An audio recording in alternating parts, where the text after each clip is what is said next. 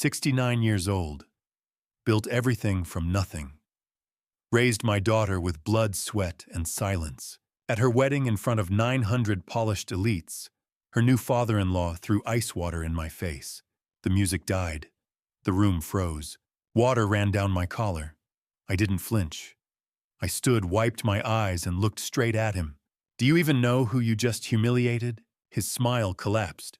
"Thank you for being here with me. Drop your city or country in the comments," I read everyone. "And if you've ever had to defend your dignity, like and subscribe to support the channel." A quick note, some elements are fictionalized to deepen the impact.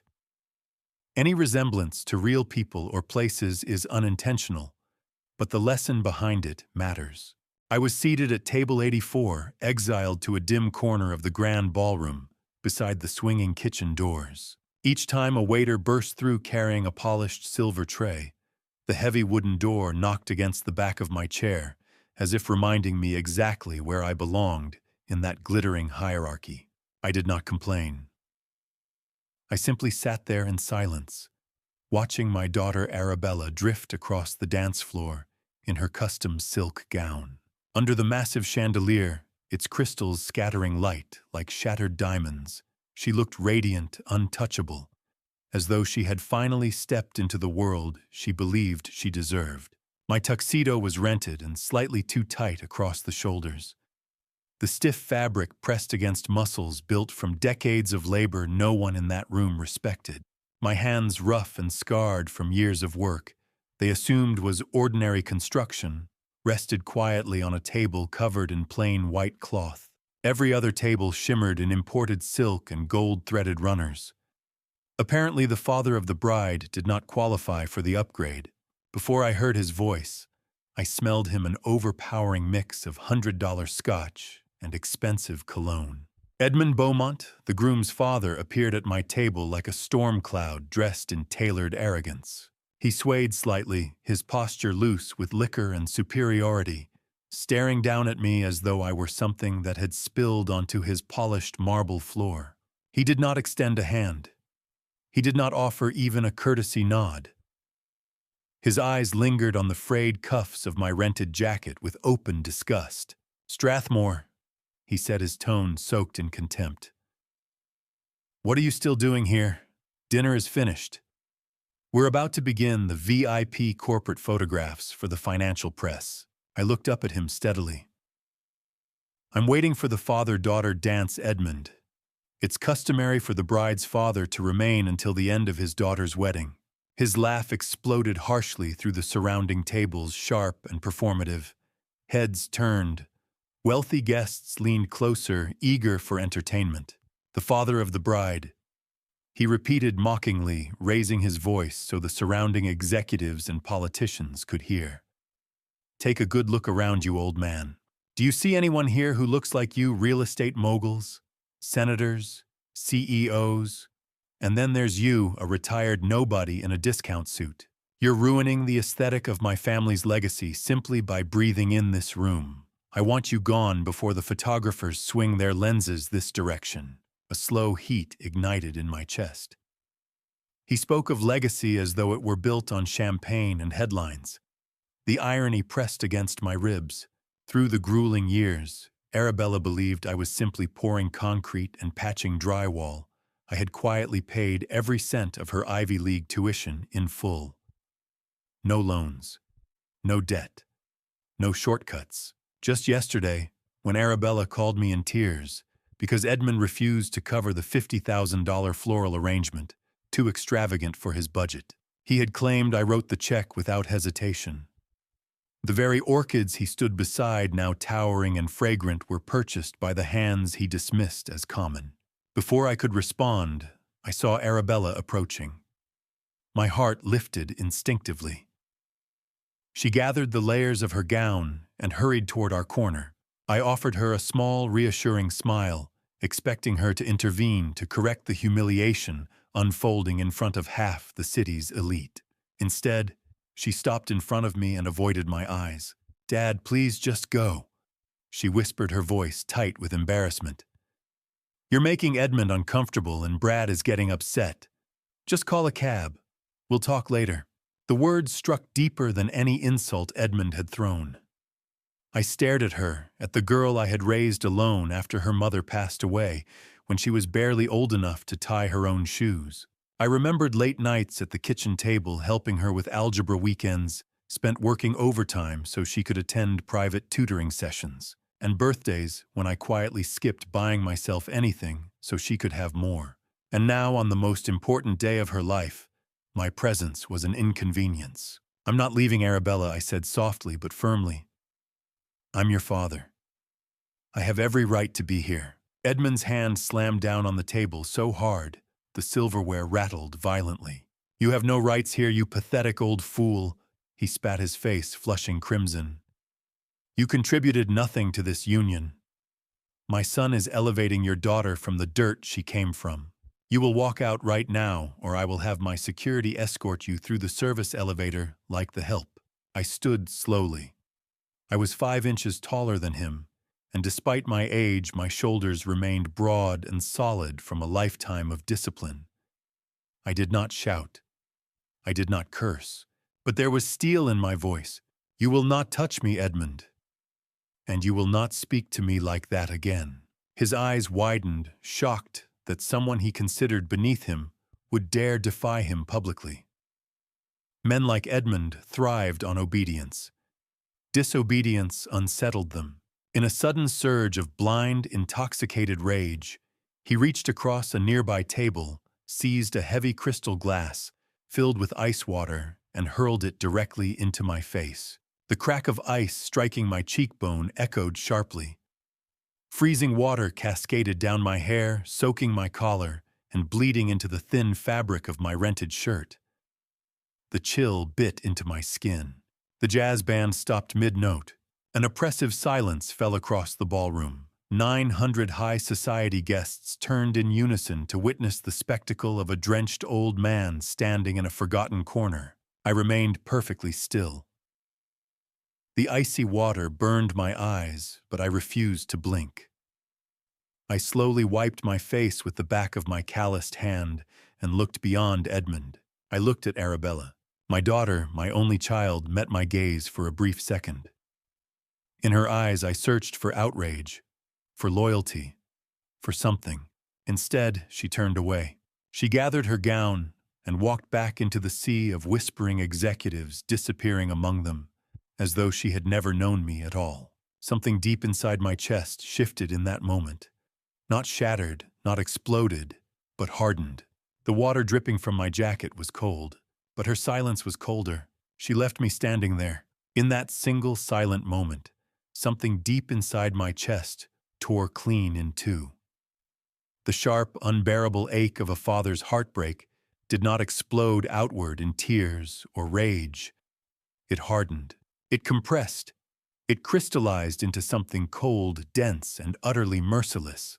I lifted my rough hand and slowly wiped the freezing water from my eyes. The ballroom remained suspended in suffocating silence.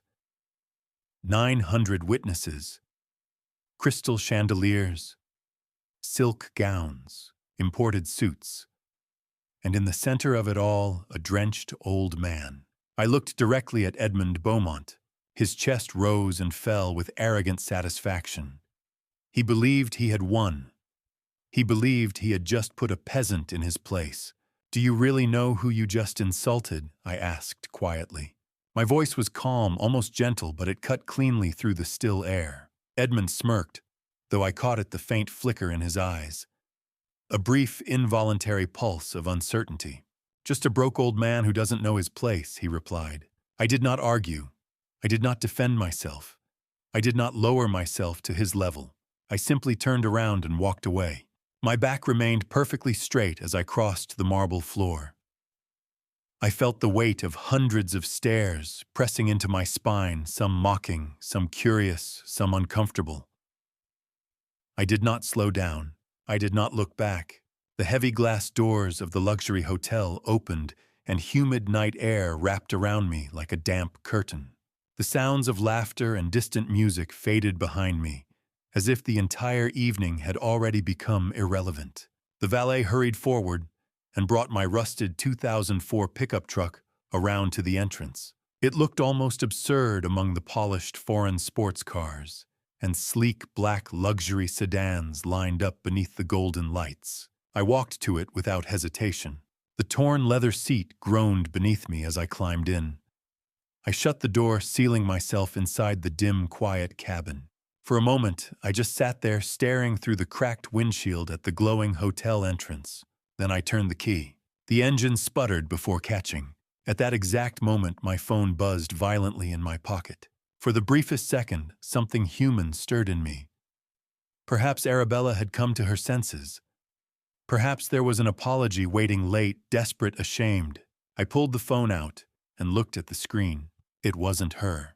It was an automated banking alert from my civilian checking account. The blue-white glow illuminated the darkness inside the truck.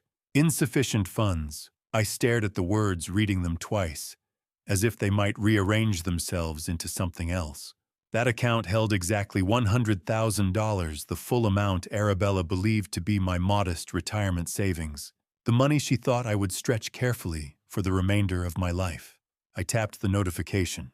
The transaction details loaded slowly, painfully, bar by bar. Wire transfer $100,000. Recipient Bradley Beaumont, initiated by Arabella Strathmore. The air inside the truck felt suddenly thin. They hadn't just humiliated me in front of 900 people. They hadn't just thrown ice water in my face. They had robbed me.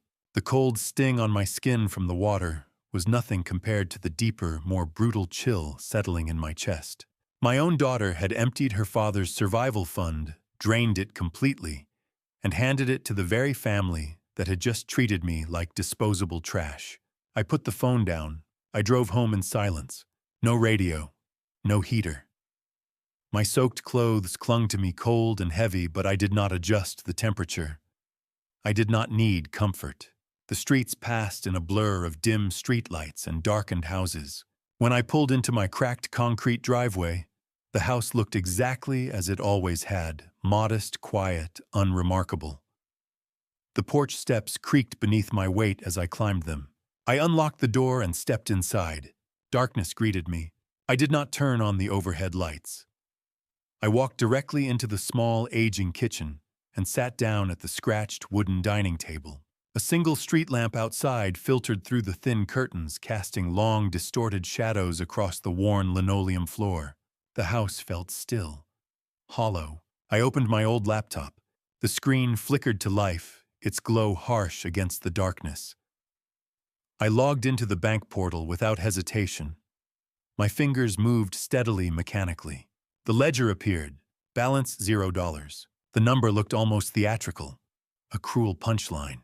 I pulled up the scanned image of the wire authorization form. There it was, my signature, or rather a flawless imitation. Years ago, when Arabella was in college, we created that joint account just in case. For emergencies, for safety, for trust. She knew my handwriting intimately. She had seen me sign report cards, checks, birthday cards. She knew the small slant in the S, the firm line in the D. She knew the security questions, the answers to childhood memories only she and I shared. She had used every piece of that knowledge against me. The money had gone to pay Bradley's hidden debts. I had known he was in trouble. I had seen the unopened envelopes carelessly left on their counter.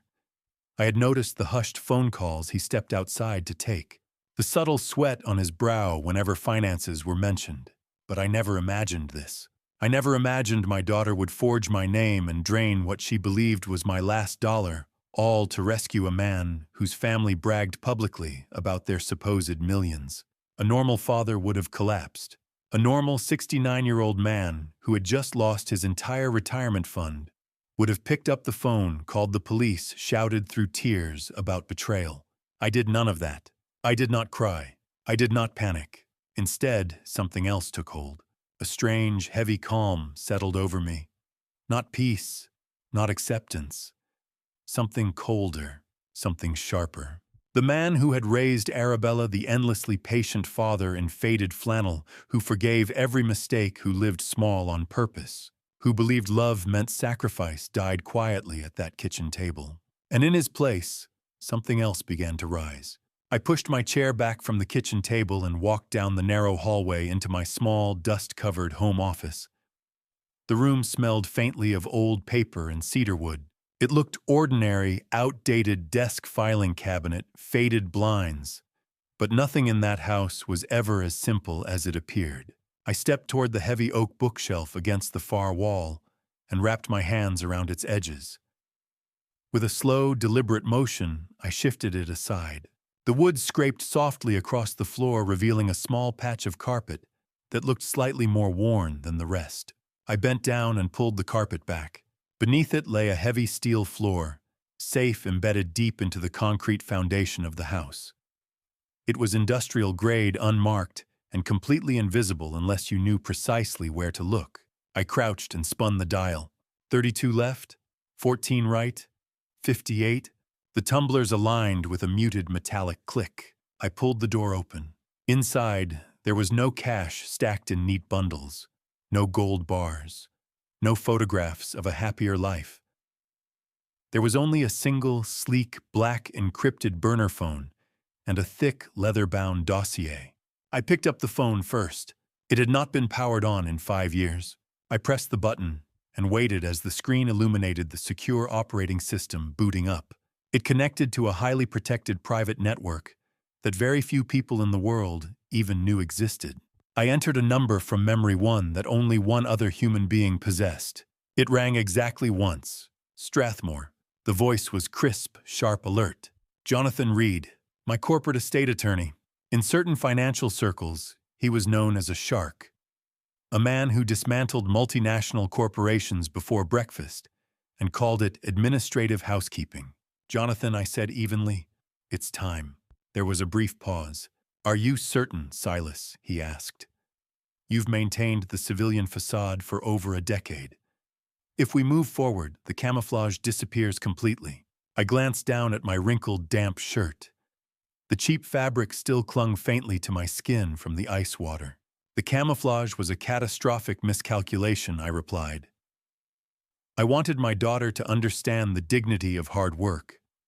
I wanted her grounded. Instead, she grew ashamed of me. She married into a family of parasites, and tonight she helped them steal what she believes is my final dollar. Jonathan's voice shifted instantly, no hesitation, no emotion. What are your instructions? Unseal the Apex Holdings Trust. A beat of silence. Understood. And the target. Edmund Beaumont believes he's royalty, I said, staring at the blank office wall. He thinks he sits on an untouchable throne of wealth and legacy. He just threw ice water in the face of a man he assumes is a broke mechanic. It's time to show him who actually owns the castle. The elevator doors slid open on the 50th floor of a glass and steel skyscraper downtown. Reed and Associates occupied the entire level. The reception area was white marble and brushed steel, cold, sterile, intimidating by design. I stepped out of the elevator and walked forward without slowing. The receptionist looked up briefly, then returned to her screen. She knew better than to ask for my name. Jonathan was waiting in the main boardroom at the end of a long corridor lined with abstract art and recessed lighting. The boardroom was surrounded by floor-to-ceiling windows overlooking the city skyline. Sunlight flooded across a massive mahogany conference table polished to a mirror sheen. Jonathan stood at its head, immaculate in a charcoal suit. His silver hair was combed perfectly back. On the table before him were 6 thick manila folders arranged with surgical precision. I sat heavily in one of the oversized leather chairs. I hadn't slept. I had removed the ruined tuxedo jacket, but the cheap white shirt remained collar wrinkled and faintly stained. Jonathan's gaze lingered briefly on my appearance, before he pushed the first folder across the table. I told you to wait, Silas, he said quietly. I warned you years ago that living like a ghost inside your own empire was dangerous. I opened the folder. I don't pay you for philosophical commentary, I replied calmly. Give me the anatomy of the enemy. What is Edmund Beaumont truly made of? Jonathan tapped a page with his gold pen. Smoke and mirrors, he said. Edmund projects the image of an untouchable titan. $1 million weddings, bespoke suits, imported vehicles. But Beaumont Global is hemorrhaging capital. The logistics company survives entirely on high-interest loans and aggressively extended credit lines. They've lost 3 major international shipping contracts in the past 2 quarters alone. He flipped another page. He's siphoning corporate funds to maintain his personal lifestyle. At their current burn rate, they are 6 months from insolvency. I studied the red figures bleeding across the balance sheets. So he's a fraud, I said quietly. A proud man standing on rotten boards, pretending it's reinforced concrete. Exactly, Jonathan replied. But he has one lifeline left. He opened the second folder. Beaumont Global's stock price is anchored to public perception, and that perception hinges on their 40-story corporate headquarters downtown. As long as they occupy that prime, real estate investors assume stability. He met my eyes. Edmund is negotiating a 10-year lease renewal for that building. If he secures it, he can leverage the agreement to obtain a massive private equity bailout. It's his final chance. A slow realization tightened in my chest. And who owns that building, Jonathan? A razor-thin smile curved his lips. Apex Holdings. You purchased it through a subsidiary shell corporation 7 years ago. Edmund Beaumont has been writing rent checks directly into your accounts for nearly a decade. He has absolutely no idea that the man he humiliated at his son's wedding is the landlord of his entire operation. I closed the folder slowly. The irony was almost suffocating. I owned the ground beneath his empire. Jonathan leaned forward, resting both hands on the table. Silas, he said carefully, I've managed your wealth for 20 years. I watched you build Apex Holdings from a single concrete mixing truck into a $1 billion real estate portfolio. Why did you never tell Arabella the truth? If she had known about her inheritance, she would never have chased financial security through a family like the Beaumonts. I stood and walked to the glass window. The city stretched below in miniature cars, crawling along streets, people moving like fragments of shadow. My wife, I said quietly. Jonathan didn't interrupt. When Mary died of cancer, Arabella was 7. We had nothing. I worked 14-hour shifts just to keep heat in a 2-bedroom apartment. The memory pressed heavily against my ribs. On her deathbed, Mary made me promise something. She wanted our daughter raised with humility, with discipline, with respect for every dollar earned. I turned slightly, though my gaze remained on the city. As Apex grew, I watched my colleagues' children implode under sudden wealth, entitlement, addiction, moral decay. They became monsters wrapped in designer clothing. I exhaled slowly. I was terrified of losing Arabella to that lifestyle. I wanted her to build her own foundation, to choose a man who loved her for her mind, not her inheritance. Jonathan's jaw tightened. So you hid everything? Yes. I placed the empire into blind trusts. I kept driving the truck. I stayed in the modest house. I thought I was protecting her. Jonathan shook his head, and instead, it backfired, I admitted. The silence that followed wasn't judgmental. It was clinical. Jonathan returned to the table and opened another folder. Then we proceed strategically, he said. First, we deny the lease renewal. Second, we accelerate the loan recall clauses tied to Beaumont's variable interest agreements. Third, we discreetly acquire their outstanding corporate debt through intermediaries. I walked back to the table and sat down. How long? 60 days, Jonathan replied. 90 at most. I nodded. No public moves yet, I said. I want him confident. I want him negotiating renewal terms while the floor beneath him dissolves. Jonathan's eyes sharpened. You're certain about this, Silas. Once the camouflage drops, the world will know. I folded my hands on the polished wood. My daughter already believes I'm a broke mechanic, I said quietly. There's nothing left to protect. Jonathan gave a single nod. Then we dismantle him. I glanced once more at the skyline outside the glass. Edmund Beaumont thought he sat atop a throne. He had no idea the castle had already changed ownership years ago, and the landlord had just decided to collect. Yes, I admitted the bitter taste of failure thick in my mouth. It backfired in the worst possible way. She didn't learn humility. She learned shame. She resented the struggle. She hated the old truck, the small house, the worn-out flannel shirts. She became so desperate to escape what she thought was poverty that she ran straight into the arms of the first arrogant family that offered her a seat at their private country club. I tried to teach her discipline. Instead, I accidentally taught her to worship wealth. Jonathan said nothing for a moment. Then he opened the final folder and pushed it slowly across the mahogany table. "Then let me show you the true cost of that worship," he said quietly. "Let's talk about your new son-in-law. Let's talk about Bradley Beaumont and the $100,000 your daughter wired last night." I stepped closer and studied the documents. It was a meticulous digital trail timestamps, IP addresses, authorization logs. The wire transfer Arabella had initiated using my forged signature was laid out with clinical precision. "Bradley's problem isn't poor budgeting," Jonathan continued. "It's addiction. Severe gambling addiction. But not at legal casinos where losses can be written off and bankruptcy provides protection. He plays in underground high-stakes poker rooms run by people who don't send polite reminder notices." Jonathan tapped a routing number highlighted in yellow. "That 100,000 didn't go to a domestic lender. It was transferred to an offshore account controlled by a loan shark syndicate operating out of Macau. Arabella drained what she believed was your retirement fund to keep violent men from knocking on her front door." I stared at the numbers. My daughter had committed federal wire fraud to appease criminals. "And here's the deeper problem," Jonathan said, his voice tightening. "That payment was only a gesture of good faith. Bradley still owes them $500,000. The full amount is due by the end of the month. The Beaumont family is illiquid. Edmund refuses to liquidate corporate assets to bail out his son. Bradley is cornered, and Arabella is now legally entangled in his fraudulent transfers. The pieces aligned with brutal clarity. Edmund's company was collapsing. Bradley was drowning in violent debt, and Arabella, my daughter, was their lifeline.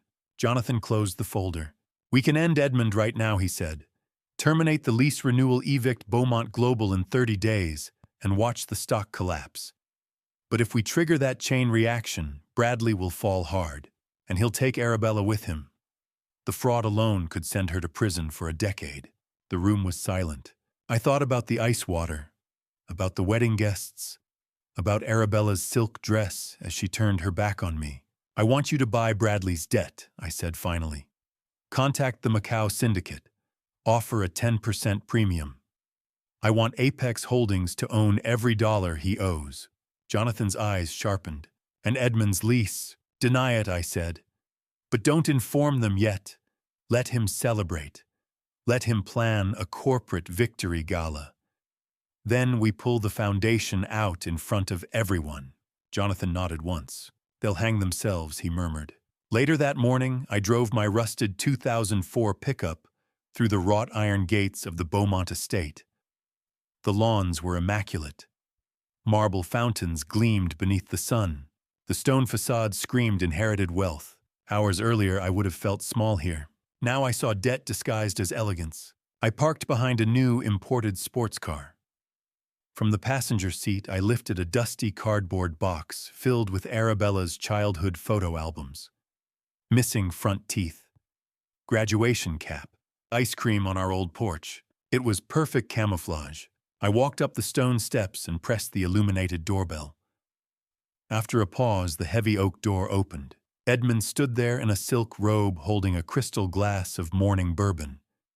His eyes narrowed at the sight of my flannel shirt and worn boots. "What do you want, Strathmore?" he demanded. "You embarrassed yourself enough last night." I lowered my head, allowing my shoulders to sag. "I brought Arabella's photo albums," I said softly. "She left them in my attic. I thought she might want them."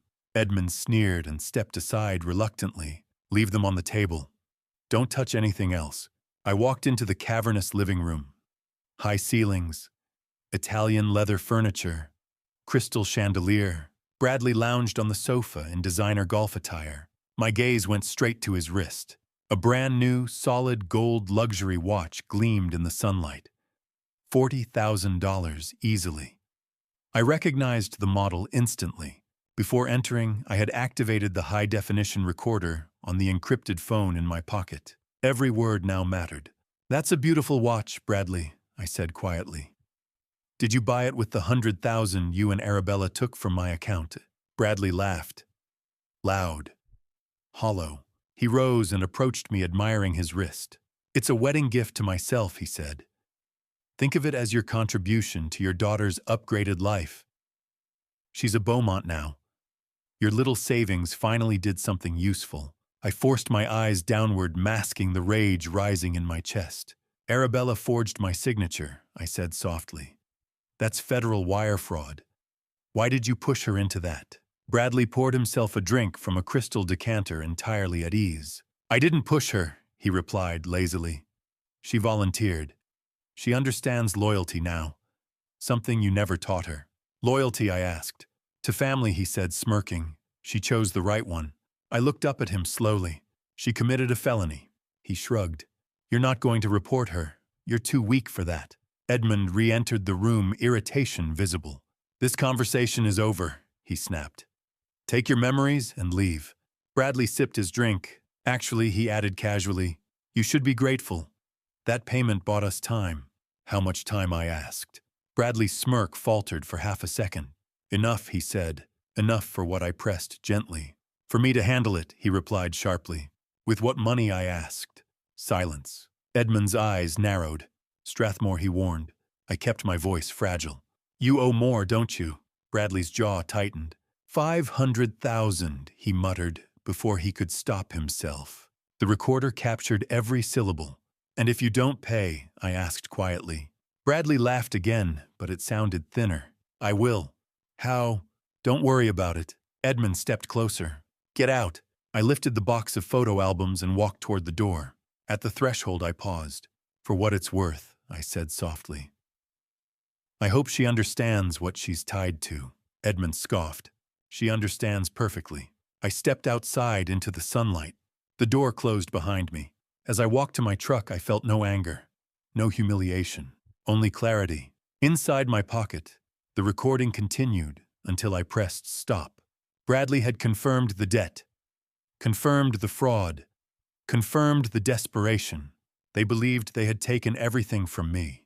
They had no idea I now owned the $500,000 standing between Bradley and men who didn't negotiate twice. I climbed into my truck and started the engine.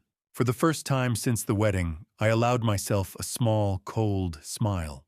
The man they mocked was not powerless. He was patient, and patience when paired with leverage was far more dangerous than rage.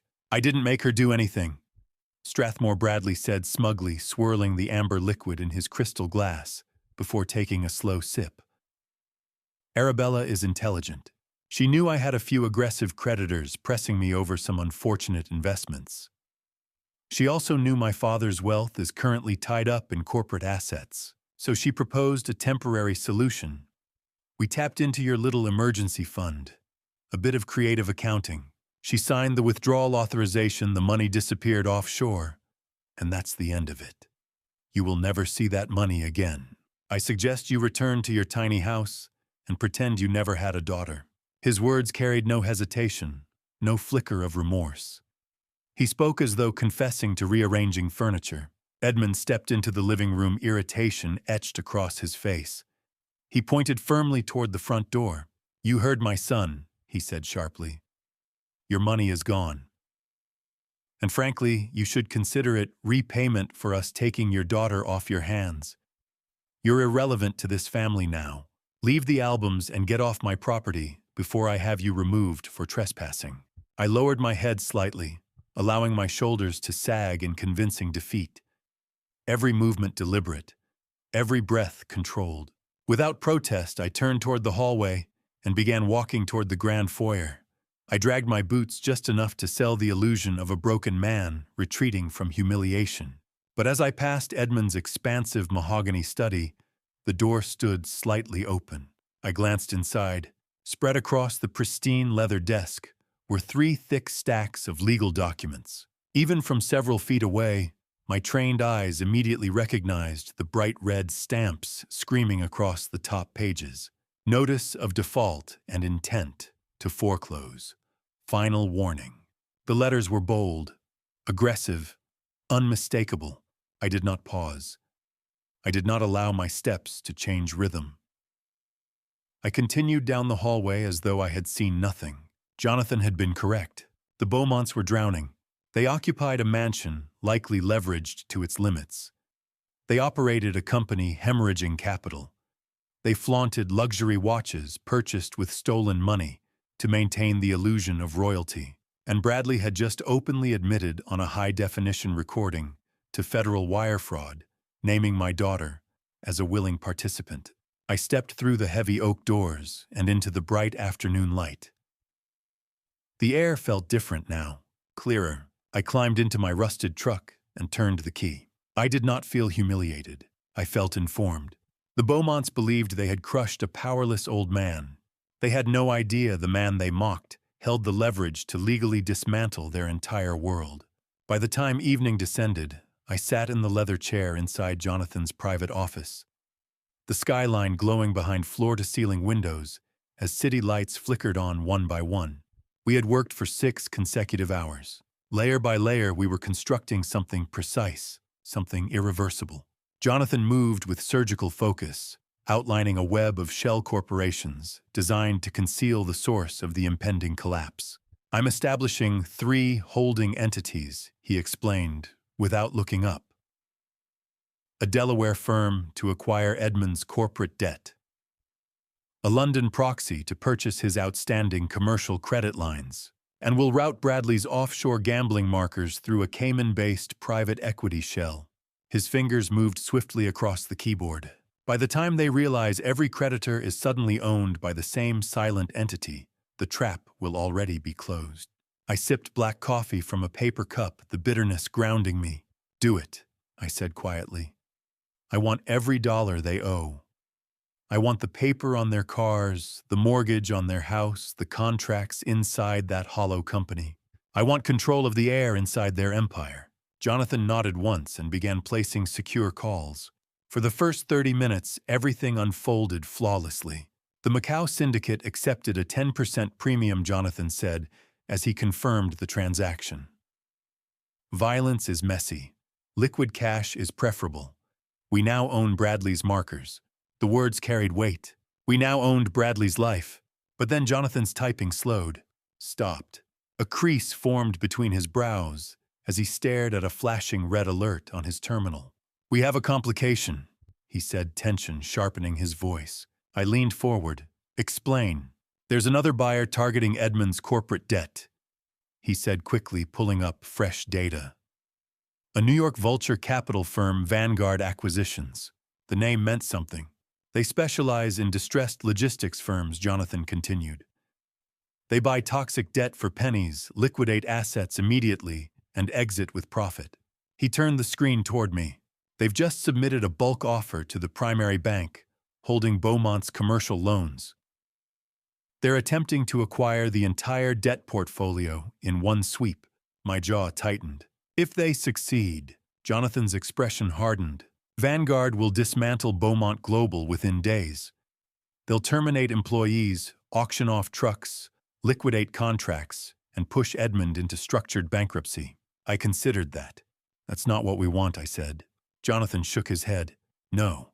If Vanguard controls the debt, Edmund loses his company, but he keeps his narrative. He becomes the tragic executive destroyed by aggressive Wall Street predators. Bankruptcy court shields him from personal ruin. He avoids public humiliation. He never learns you were behind it.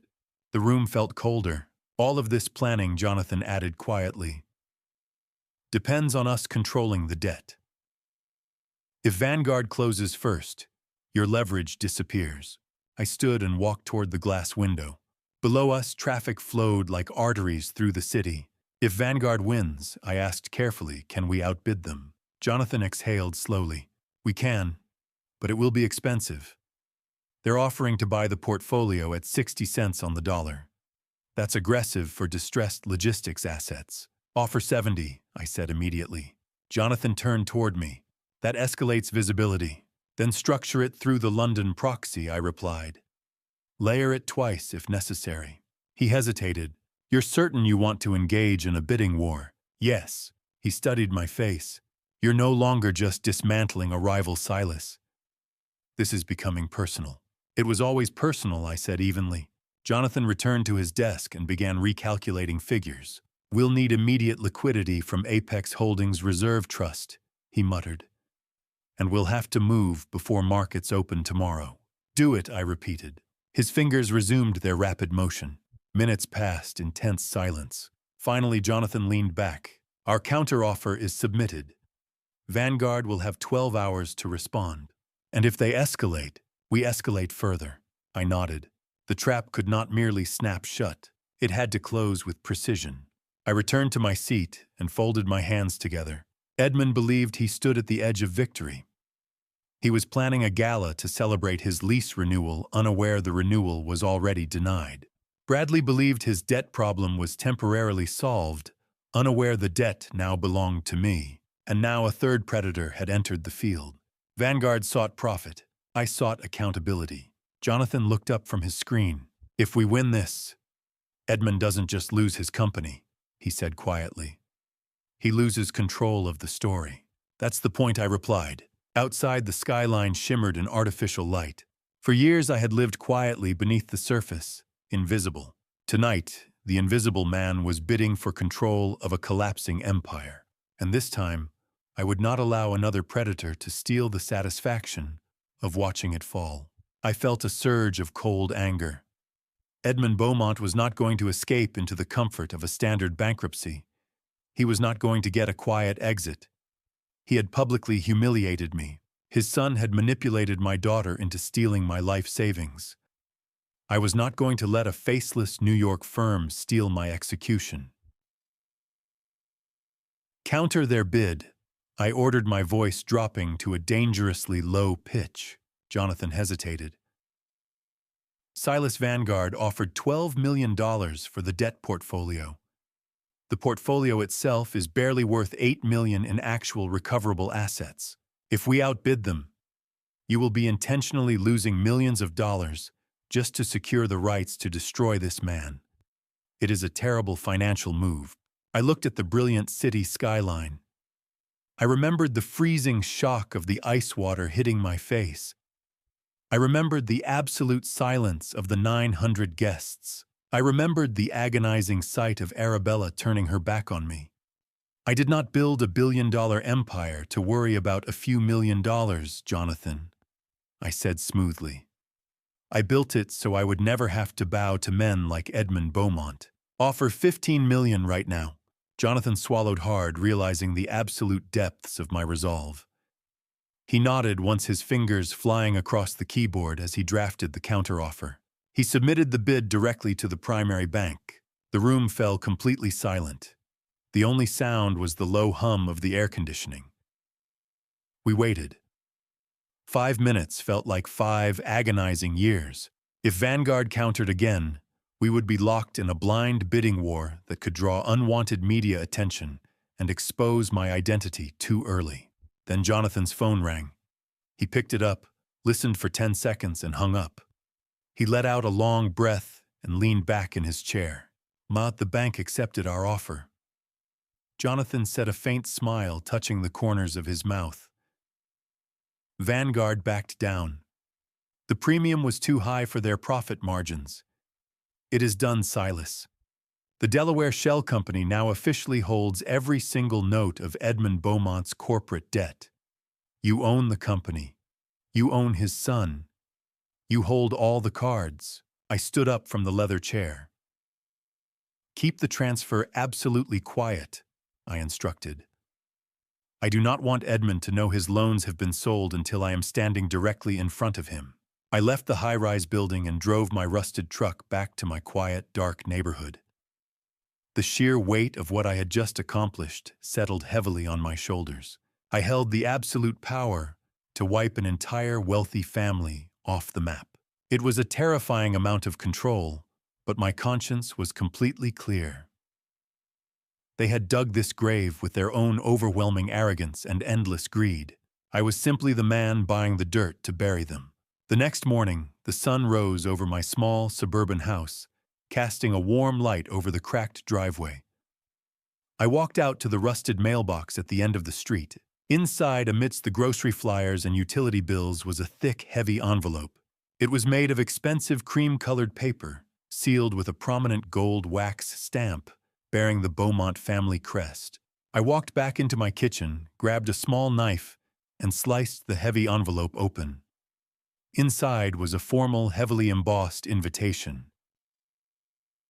Edmund Beaumont, CEO of Beaumont Global, cordially invites you to a grand corporate gala celebrating the dawn of a lucrative new merger and the permanent expansion of our legacy. I stared at the golden letters. Edmund was throwing a massive party to celebrate the survival of his company. He truly believed he had secured the 10-year lease renewal on the headquarters building. He believed he had convinced his private equity investors that a new merger was going to save them all. He was gathering all the wealthy executives, the politicians, and the high society elite into one room to boast about his untouchable success. But Edmund had not sent me this invitation. A man like Edmund would never invite the blue-collar father he had just thrown out of a wedding. I turned the heavy card over. Taped to the back of the invitation was a small piece of custom stationery. I immediately recognized the elegant looping handwriting. It was Arabella. I read the handwritten note, and every single word felt like a poisoned needle slipping directly into my heart. Dad, I know you are probably still angry about the wedding and the money, but Bradley and I thought you should see what real success actually looks like. The Beaumonts are closing a deal this weekend that will secure our family for generations. This is the world I belong in now, a world of real power, not just struggling to pay the heating Silas every winter. I sent you this invitation so you can come and see for yourself. Maybe if you see what Edmund has built, you will finally understand why I had to leave your small life behind. Do not wear the rented tuxedo if you decide to show up. I placed the note gently on the kitchen counter. I did not feel the sting of betrayal anymore. That part of me was already dead and buried. My own daughter had stolen my survival money to pay off her husband's gambling debts, and now she was cruelly mocking my perceived poverty. She was using her new father-in-law's fake success as a weapon to make me feel small. She wanted me to stand in the back of another grand ballroom and watch them celebrate their stolen, fraudulent wealth. I picked up the heavy gold invitation and slid it carefully into the breast pocket of my flannel shirt. When I am going to attend your party, Arabella, I whispered to the empty room. I am going to walk into that ballroom, and I am going to show you and your new family what real power actually looks like. You wanted to leave my small life behind to join an empire. I am going to make sure you have absolutely front-row seats when I burn that empire to the ground. I returned to Jonathan's high-rise office on Thursday morning. The sky outside the floor-to-ceiling windows was a heavy, overcast gray. It perfectly matched the cold and clinical atmosphere inside the boardroom. Laid out across the polished mahogany table were dozens of thick legal documents. They were neatly organized into separate stacks, each one representing a different structural pillar of the Beaumont family empire. I sat down in the heavy leather chair and picked up the solid gold pen Jonathan had placed next to the paperwork. This was the moment of execution. I pulled the first stack toward me. These were the commercial eviction notices for Beaumont Global. By signing my name on the dotted line, I was legally authorizing the immediate termination of Edmund's 40-story corporate headquarters lease. I was ordering the locks to be changed and the property to be seized. I signed the bottom of the page without a single ounce of hesitation. I moved on to the second stack of papers. These were the aggressive debt call-ins for Edmund's logistics company. I was demanding the immediate repayment of the $15 million in corporate loans I had purchased through my Delaware shell company. I was stripping away his safety net and exposing his massive fraud to the banking sector. I signed those pages with a steady hand. My signature felt like a loaded weapon. I reached for the third and final stack of documents. This was the paperwork regarding Bradley's $500,000 offshore gambling debt. This was the absolute kill shot. But before the tip of my pen could touch the heavy paper, Jonathan reached out and placed his hand firmly over the documents. I looked up at him. His face was entirely serious, stripped of his usual predatory courtroom confidence. "We need to have a very clear conversation before you sign those papers," Silas Jonathan said quietly, his tone stripped of its usual sharp efficiency. "You must understand the full legal reality of what happens the moment I file these documents with the federal authorities." I leaned back slowly in the leather chair and studied him. "Explain," I said. Jonathan folded his hands on the table. "If we aggressively call in Bradley's gambling debt," he began, "we trigger a mandatory financial audit. His recent transactions will be scrutinized in detail to prove insolvency. The banking authorities will trace every dollar he's moved in the past 90 days. That trail leads directly to the $100,000 wire transfer from your civilian joint account." "I'm aware," I replied evenly. "That's precisely why we're doing this. I want Bradley exposed." Jonathan shook his head, removing his hand from the document I was about to sign. "You're focusing on him. I'm focusing on the collateral damage." He paused deliberately. "Bradley didn't forge your signature at the bank. Arabella did. Her name is on the withdrawal slip. Her face is on the branch security footage. When federal investigators examine this wire fraud, they will indict her as well. She knowingly transferred stolen funds to an international criminal syndicate to settle illegal debts. If you sign, you're not just dismantling the Beaumont family. You are delivering your daughter to the federal justice system." The boardroom fell silent. "She could face up to 10 years in a federal penitentiary," Jonathan added quietly. The words pressed down on me like concrete. I stared at the blank signature line. For a fleeting, agonizing moment, the ice around my heart cracked. I saw Arabella as a child, pedaling her bright red bicycle in our cracked driveway. I remembered the way she squeezed my hand at her mother's funeral, rain soaking through our coats, while she tried to be brave. I remembered working double shifts, my back burning, so she could wear a beautiful dress to prom instead of something discounted from clearance racks. She was my blood, my only child, the last piece of family I had. A normal father would stop here. A normal father would swallow the financial loss, burn the documents, and shield his daughter from consequences. A normal father would allow arrogant predators to win if it meant keeping his child out of a prison cell. But I wasn't standing in that wedding ballroom anymore. I remembered the shock of ice water striking my face. I remembered the silence of 900 guests. I remembered searching Arabella's eyes for loyalty and watching her turn away. I remembered the note she had written on the back of the gala invitation, mocking the smallness of my life and praising the royalty she had married into. She hadn't been coerced. She hadn't been manipulated. She had chosen. She chose greed over loyalty, status over integrity, parasites over the man who built his life around her survival. I looked at Jonathan. The last remnant of paternal mercy inside me quietly withered. "She made her bed," I said, my voice hard as forged steel. "Let her sleep in it." I pulled the gold pen toward me and signed my full legal name with steady precision. No tremor, no hesitation. I slid the final stack of papers across the mahogany table. "File everything," I said as I rose to my feet. "But time it perfectly. I want federal marshals and eviction teams arriving exactly when Edmund steps onto that stage at his corporate gala Saturday night. I want high society to watch their empire collapse in real time." Jonathan gathered the documents carefully into his leather briefcase. By Sunday morning, he said quietly, "They won't have enough cash for black coffee." When I stepped into the city streets, the air felt different, lighter. I was no longer the man humiliated in a corner. I was the architect of what came next. I drove halfway home before my secure phone rang. Unknown corporate number. I pulled onto the shoulder of the interstate and answered. "Hello. Good afternoon, Mr. Strathmore," a bright professional voice said. "This is First National Bank Premium Mortgage Division.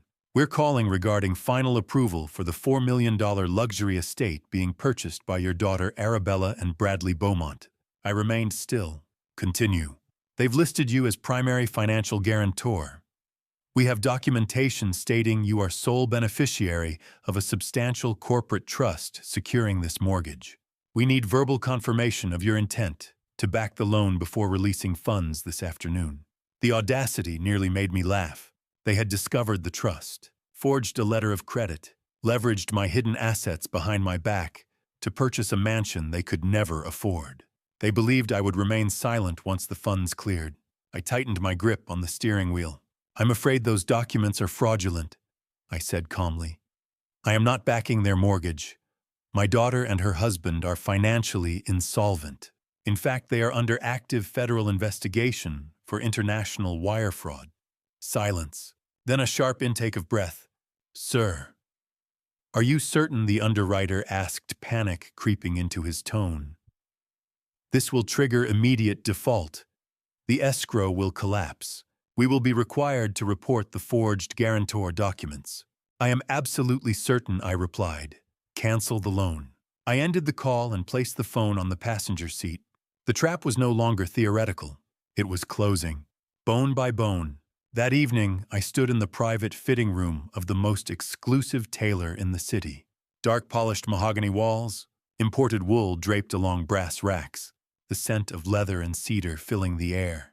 For 20 years, I had worn frayed collars and faded denim intentionally, discount jackets, scuffed boots. I cultivated the image of a modest, struggling father. Now that disguise was no longer necessary. The tailor circled me with measuring tape, his voice low and respectful. "Hand-stitched Italian wool," he suggested. "Midnight charcoal, subtle but commanding." "Make it precise," I said. He adjusted the fabric across my shoulders. "You have the build of someone who works with his hands," he observed. "I do," I replied quietly. But now those hands would no longer pour concrete. They would sign papers and pull levers. When he finished pinning the jacket, I looked at myself in the mirror. For years I hid behind humility. Now I saw something else staring back. Not rage, not vengeance. Control. The man who sat at table 84 in a dark corner beside the kitchen doors was gone. In his place stood someone deliberate, measured, prepared. Saturday night would not be about anger. It would be about revelation. Edmund Beaumont would step onto his stage believing he had secured his legacy. Bradley would believe his debt had been postponed. Arabella would believe her world was stabilizing. And in a single synchronized moment, the foundation beneath them would vanish. I buttoned the tailored jacket and straightened the cuffs. For decades, I built an empire in silence. This weekend, I would dismantle one just as quietly, but far more publicly. And this time, no one would mistake me for irrelevant again. Today, that pathetic illusion was officially dead. The master tailor, an older Italian gentleman with a soft measuring tape draped around his neck, carefully adjusted the broad shoulders of the bespoke $10,000 suit I was wearing. It was woven from a flawless midnight blue charcoal wool that felt incredibly heavy and powerful. When I looked straight ahead into the massive floor-to-ceiling mirror, I did not see the tired, broken old man who had been publicly humiliated and banished to table 84. I saw the founder and the absolute ruler of Apex Holdings.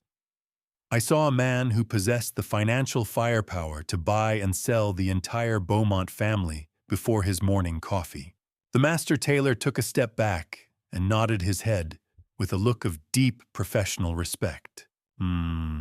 "It fits you absolutely perfectly, Mr. Strathmore," he said softly, smoothing out a microscopic wrinkle on the lapel. "You look exactly like a man who owns the entire world." I looked at my cold reflection in the glass and slowly adjusted the expensive cuffs. "I do own it," I replied quietly. I took the heavy garment bag home and laid the pristine suit carefully across my bed. Then I walked directly to my closet and began pulling out the past. I grabbed every single worn-out flannel shirt, every pair of grass-stained jeans, and every cheap canvas jacket I owned. I gathered my scuffed work boots and my faded baseball caps. I carried the heavy, pathetic pile out to the cracked concrete patio in my small backyard. I tossed every single item into the large, rusted metal fire pit I usually used to burn fallen leaves in the autumn. I went into the garage, grabbed a large plastic container of chemical lighter fluid, and poured a thick, heavy stream over the mountain of cheap fabric. I struck a single wooden match against the brick wall and tossed it directly into the center of the pit. The flames erupted instantly with a loud whoosh, sending a towering plume of thick black smoke high into the gray afternoon sky. I stood perfectly still on the concrete and watched my entire civilian identity turned to black ash. As the heat washed over my face, I realized that my decades of extreme personal sacrifice had been completely pointless. I had intentionally made myself small, hoping it would teach my daughter to be humble and grounded. Instead, my smallness had only given her and her arrogant new family a convenient excuse to step all over me. I watched the frayed collar of my favorite red flannel shirt curl up and completely blacken in the raging fire. I felt absolutely nothing but a cold and brilliant clarity. The weak, forgiving father was burning away, leaving only the ruthless executioner behind. As the aggressive fire began to die down into a bed of glowing red embers, my secure cell phone buzzed violently in my pocket. I pulled it out and looked at the glowing digital screen. It was a text message from Arabella. It was the very first time she had reached out to me since she turned her back on me and walked away at the wedding reception. I opened the message expecting perhaps a shred of panicked remorse or at least a frantic question about why her massive luxury mansion mortgage had been suddenly completely denied by the bank. Instead, I read a message so dripping with absolute delusion and sickening entitlement that it almost made me laugh out loud. "Dad," the message read, "you completely ruined the elegant aesthetic of our VIP wedding photos with your dramatic little stunt last night. Edmund is still furious, and Bradley is under a massive amount of stress because of your embarrassing public behavior. We decided we desperately need to get away from all this toxic, negative energy. We are booking a first-class honeymoon trip to a luxury resort in Dubai. Since you ruined our special day, the absolute least you can do is pay for the first-class flights and the private villa. Wire $50,000 to my new joint account by tonight. Consider it your formal apology to the Beaumont family." I stood alone in my quiet backyard and read her impossible words over and over again. My own flesh and blood, who had just committed massive federal wire fraud to steal my supposed life savings, was now demanding an additional $50,000 to fund an exotic luxury vacation. She actually believed she held the absolute moral high ground. She truly believed that I owed her a massive financial apology for having a glass of freezing ice water violently thrown into my face. The sheer, blinding magnitude of her greed was totally staggering. She was standing proudly on the deck of a rapidly sinking ship, demanding that I purchase a more expensive deck chair for her to lounge in. She no longer considered herself a Strathmore. She explicitly called herself a Beaumont. I did not type out a long, emotionally exhausted response. I did not threaten her with the federal police or mention the forged bank documents. I simply typed a single, devastating sentence. Enjoy the weekend, Arabella, because it is the absolute last one you will ever be able to afford." I pressed the send button and watched the message turn green. Then I opened my phone settings and permanently blocked her personal number.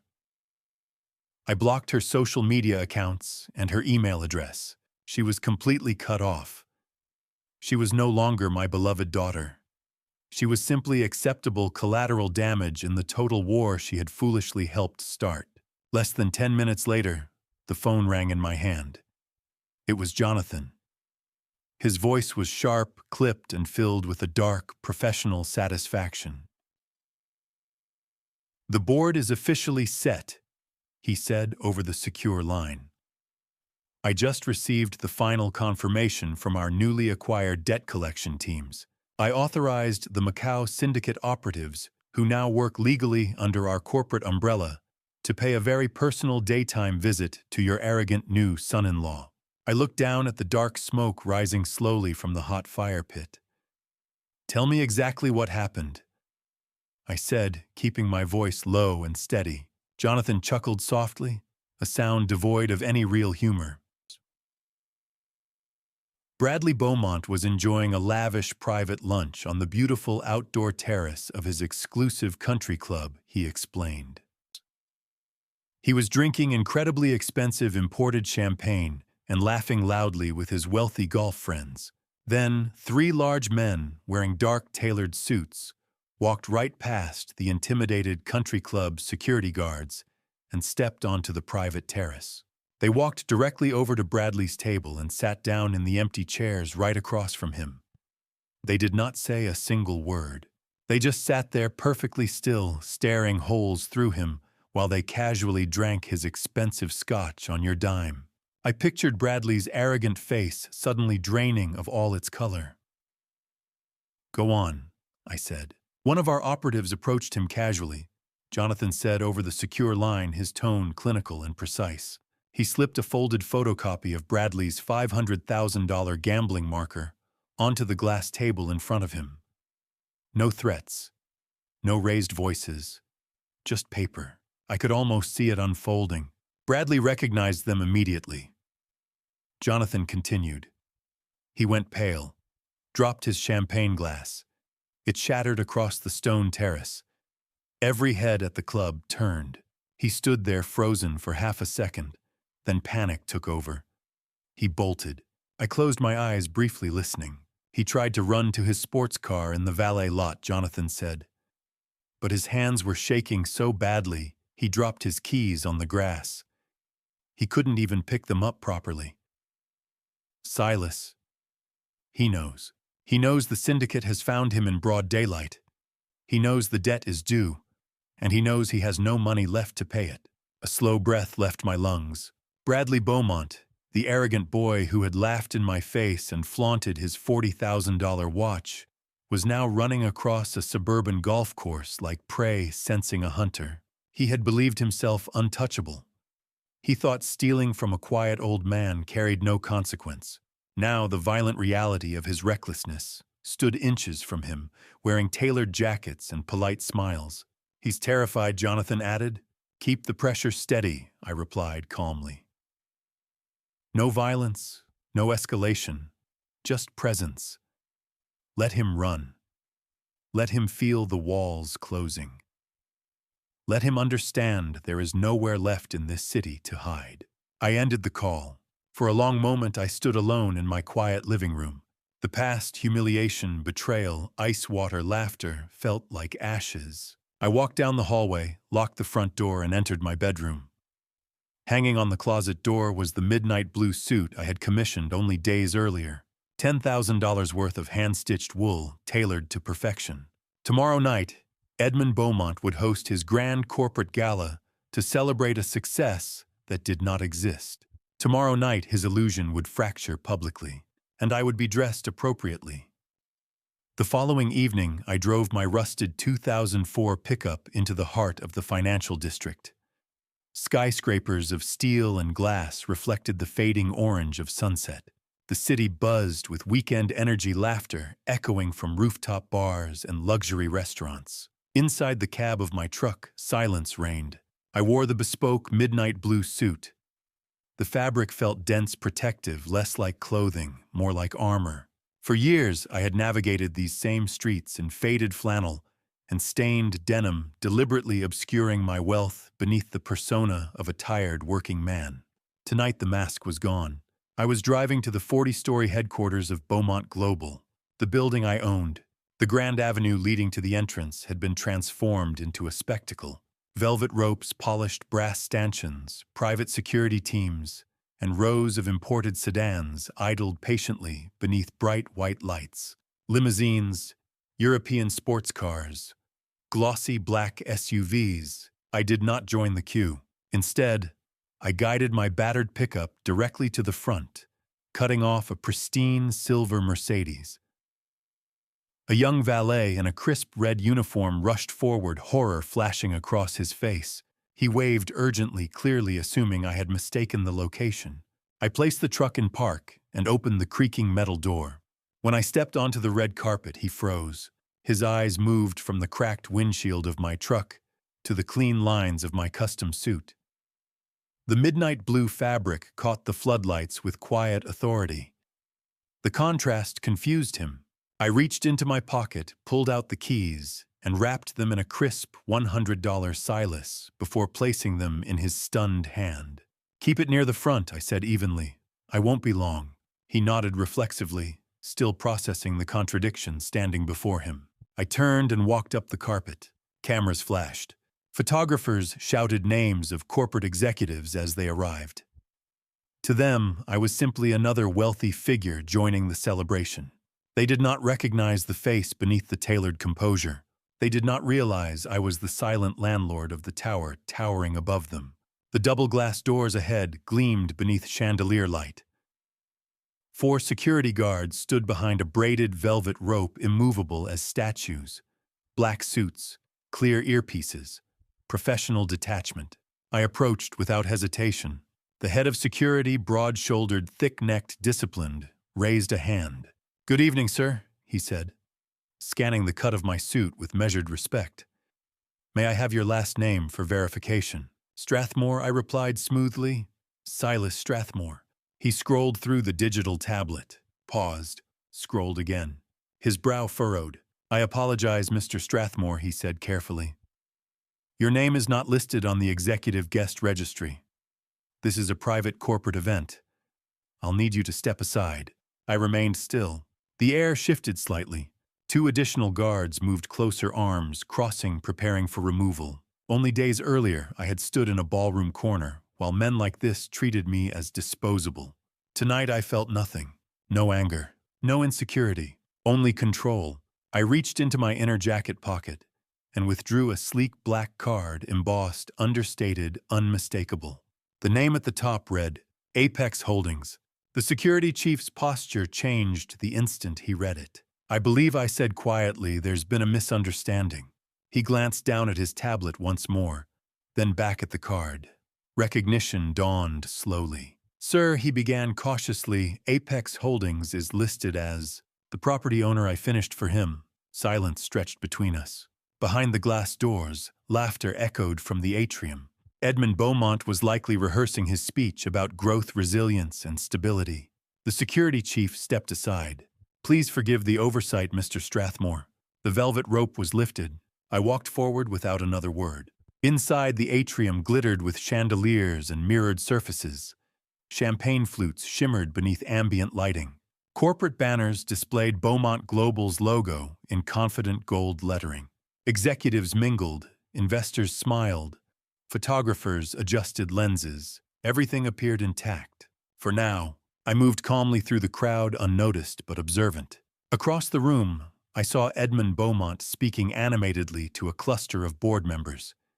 His suit immaculate, his confidence restored. He believed the lease renewal secured, the bailout imminent. Bradley stood near the bar posture, stiff, scanning the room nervously despite his forced grin. The men from Macau were somewhere nearby, watching.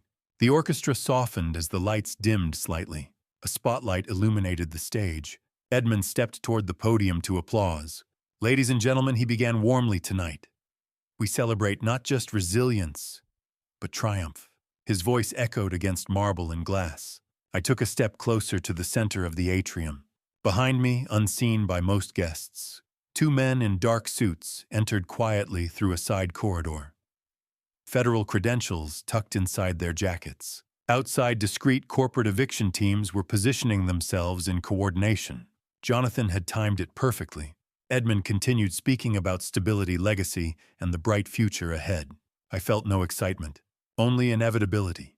The man who once forced me into a corner now stood under blinding light, unaware the foundation beneath him had already been revoked. A security guard approached me quietly. "Sir," he whispered, "federal officers are requesting immediate access to Mr. Beaumont." I nodded slightly. "Let them through." Across the atrium, I saw Bradley stiffen as 2 men approached Edmund at the podium. The applause faltered. Confusion rippled through the crowd. A whisper spread.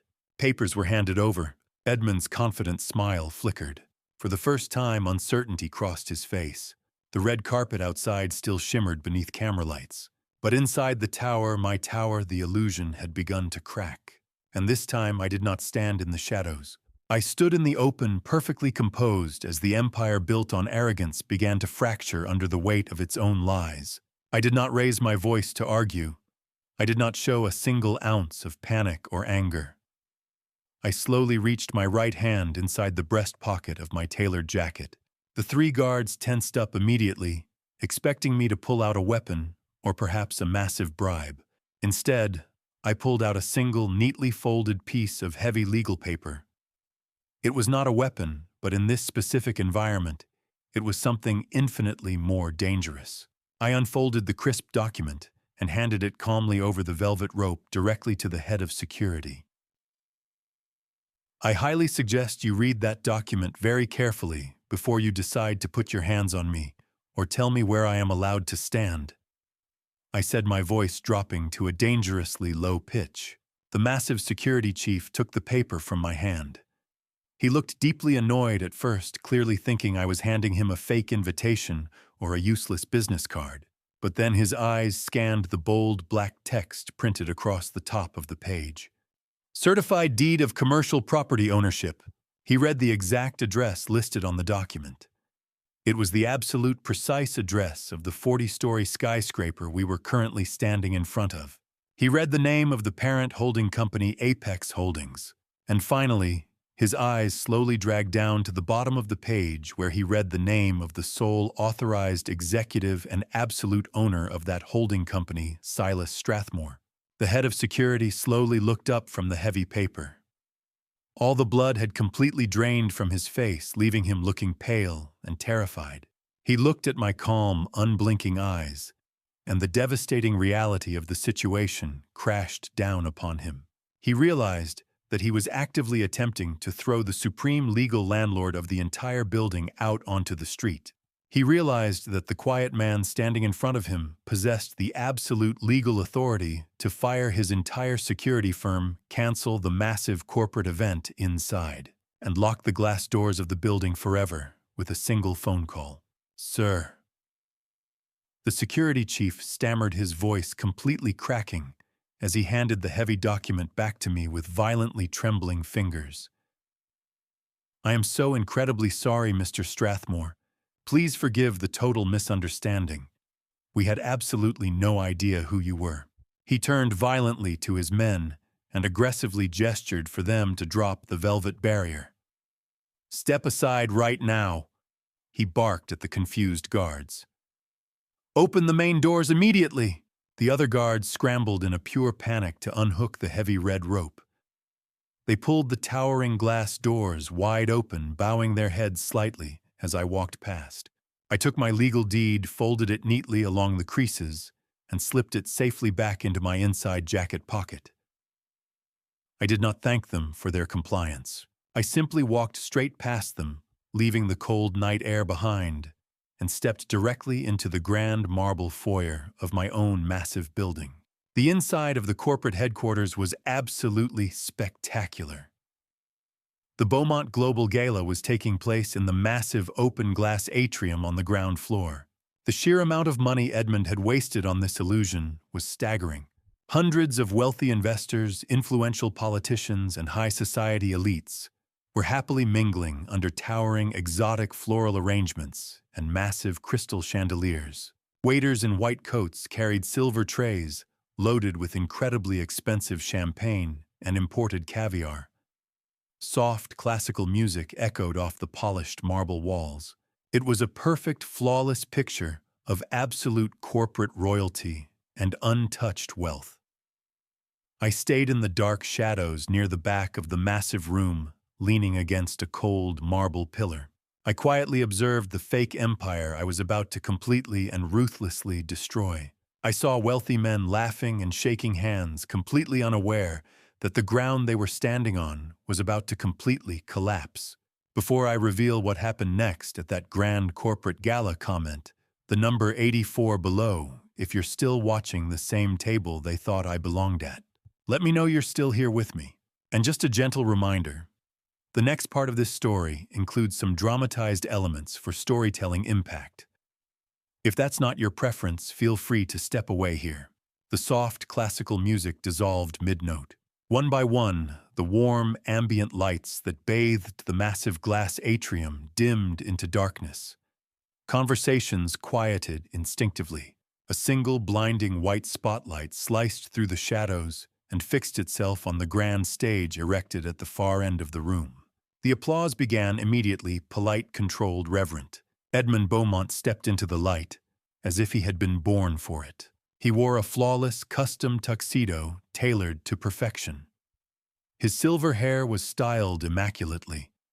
His smile, wide-polished, nauseatingly confident, gleamed beneath the spotlight. He walked toward the crystal podium with the relaxed arrogance of a man who believed the world belonged to him. He paused, soaking in the admiration of the city's wealthiest investors, politicians, and corporate elites. He had no idea the executioner had already entered the room. Edmund raised a tall flute of golden champagne high above his head. The murmurs of the crowd softened into complete silence.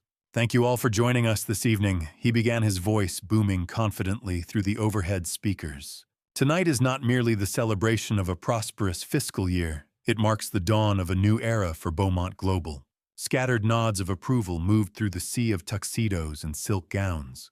"As you know," he continued, "the logistics industry is a battlefield. Only the strongest, most visionary leaders survive. And I am proud to stand before you tonight to declare our empire is stronger than ever." Elegant applause filled the atrium. From the back of the room, I watched quietly. "We have secured the future of this company," Edmund said, his chest swelling with theatrical pride. "With our newly negotiated 10-year lease on this magnificent headquarters and our upcoming merger, we have guaranteed stability for decades to come. Beaumont Global is untouchable. We are the kings of this city." He lifted his glass again. "To power, to legacy, to family." 900 crystal glasses rose in unison. It was the perfect peak, the exact moment before gravity returned. I stepped out of the shadows. My shoes made no sound against the polished marble as I moved into the center aisle. I did not hurry. I walked with slow, deliberate precision, the pace of a man who understood ownership. The air carried expensive perfume and roasted meats, but beneath it I sensed something else. Fragility. As I advanced, the crowd parted instinctively. They saw the midnight blue fabric of my bespoke suit. They felt the quiet authority in my posture. They did not recognize me, but they recognized power.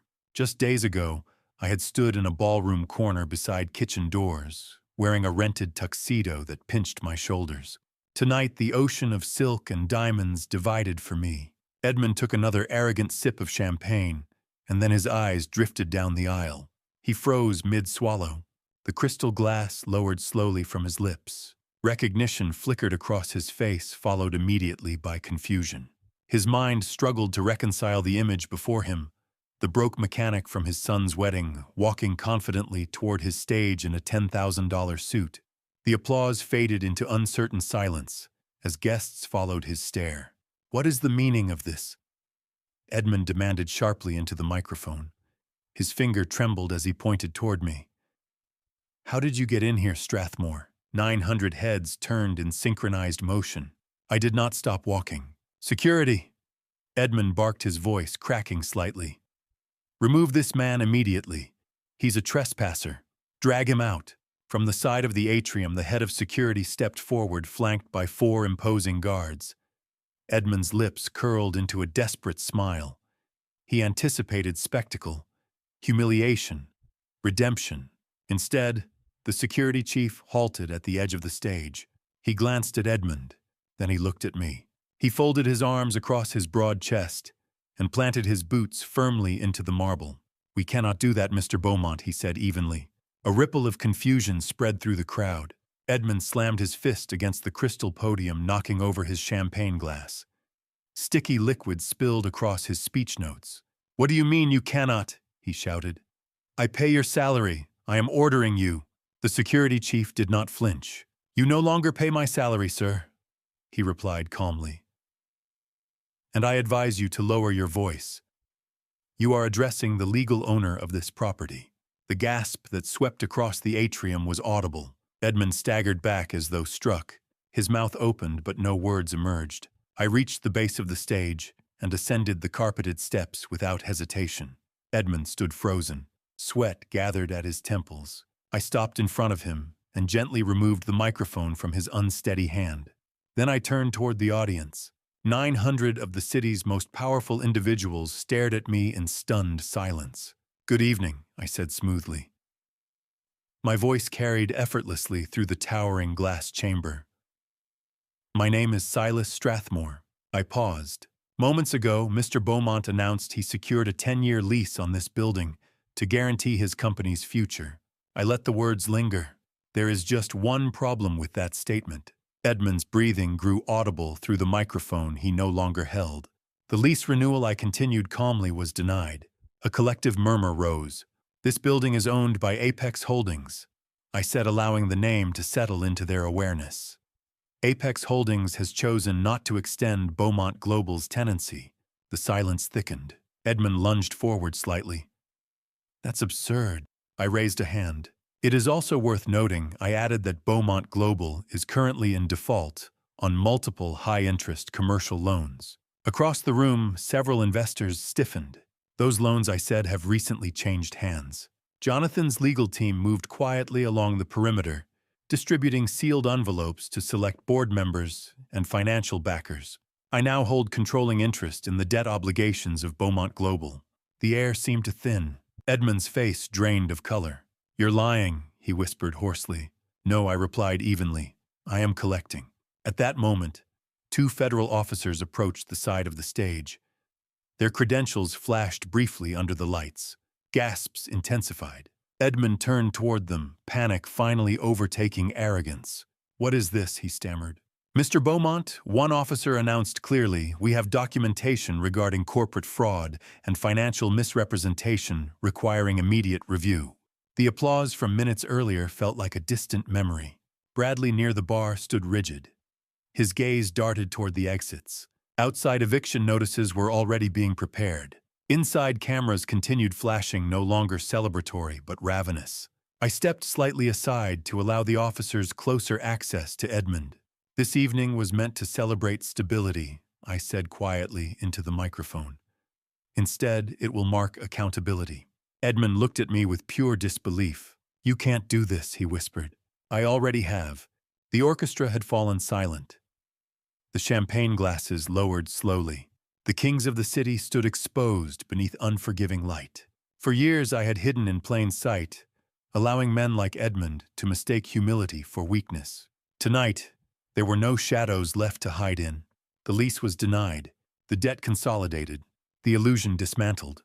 And as the weight of reality settled upon the room, I felt no triumph, only completion.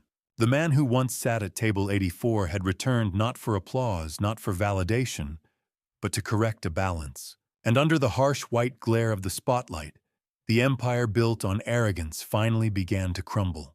I slipped my hand into my pocket and pressed a single button on my encrypted phone. High above the ballroom, inside the discreetly concealed technical booth, Jonathan Reed executed the command without hesitation. The massive digital screen behind the stage seconds ago, glowing proudly with the polished Beaumont Global logo, flickered once, then went black. A heartbeat later, it illuminated again. This time, a towering high-definition image of a certified legal deed filled the 30-foot screen. The document was crisp, official, undeniable. Every signature, every embossed seal, every line of legal authority was magnified large enough for every guest in the ballroom to read with absolute clarity. A collective murmur rippled outward. I turned and pointed toward the glowing screen. What Edmund neglected to mention to his board members and valued investors, I said, my voice amplified smoothly through the sound system, is that he never secured that 10-year lease. I paused deliberately. Because Apex Holdings owns this entire skyscraper. The words hung in the air like a suspended blade. And yesterday afternoon, I continued evenly. I formally denied Beaumont Global's lease renewal and issued a 24-hour commercial eviction notice. The ballroom erupted. The refined atmosphere shattered into a chaotic symphony of gasps, frantic whispers, and the sudden glow of 100 phone screens. Investors scrambled to check stock prices. Assistants rushed to text legal teams. Brokers stepped into corners, whispering urgently into headsets. Behind me, Edmund stood frozen. Sweat gathered along his temples. His breathing became shallow, uneven. "But the deception does not end with the building," I said, raising my voice just enough to slice through the mounting panic. "Edmund assured you his company was financially untouchable. He promised you a lucrative merger that would secure your investments." I pressed the button again. The screen shifted. Now it displayed a detailed financial ledger stamped with official federal banking seals. Columns of numbers glowed under the bright projection lights. A bold red figure dominated the center. $15 million outstanding corporate debt. Beneath that number in unmistakable type appeared the name of the sole acquiring entity, Apex Holdings. "Look carefully," I commanded. The room fell into tense silence as eyes lifted toward the screen. "Beaumont Global is insolvent," I stated plainly.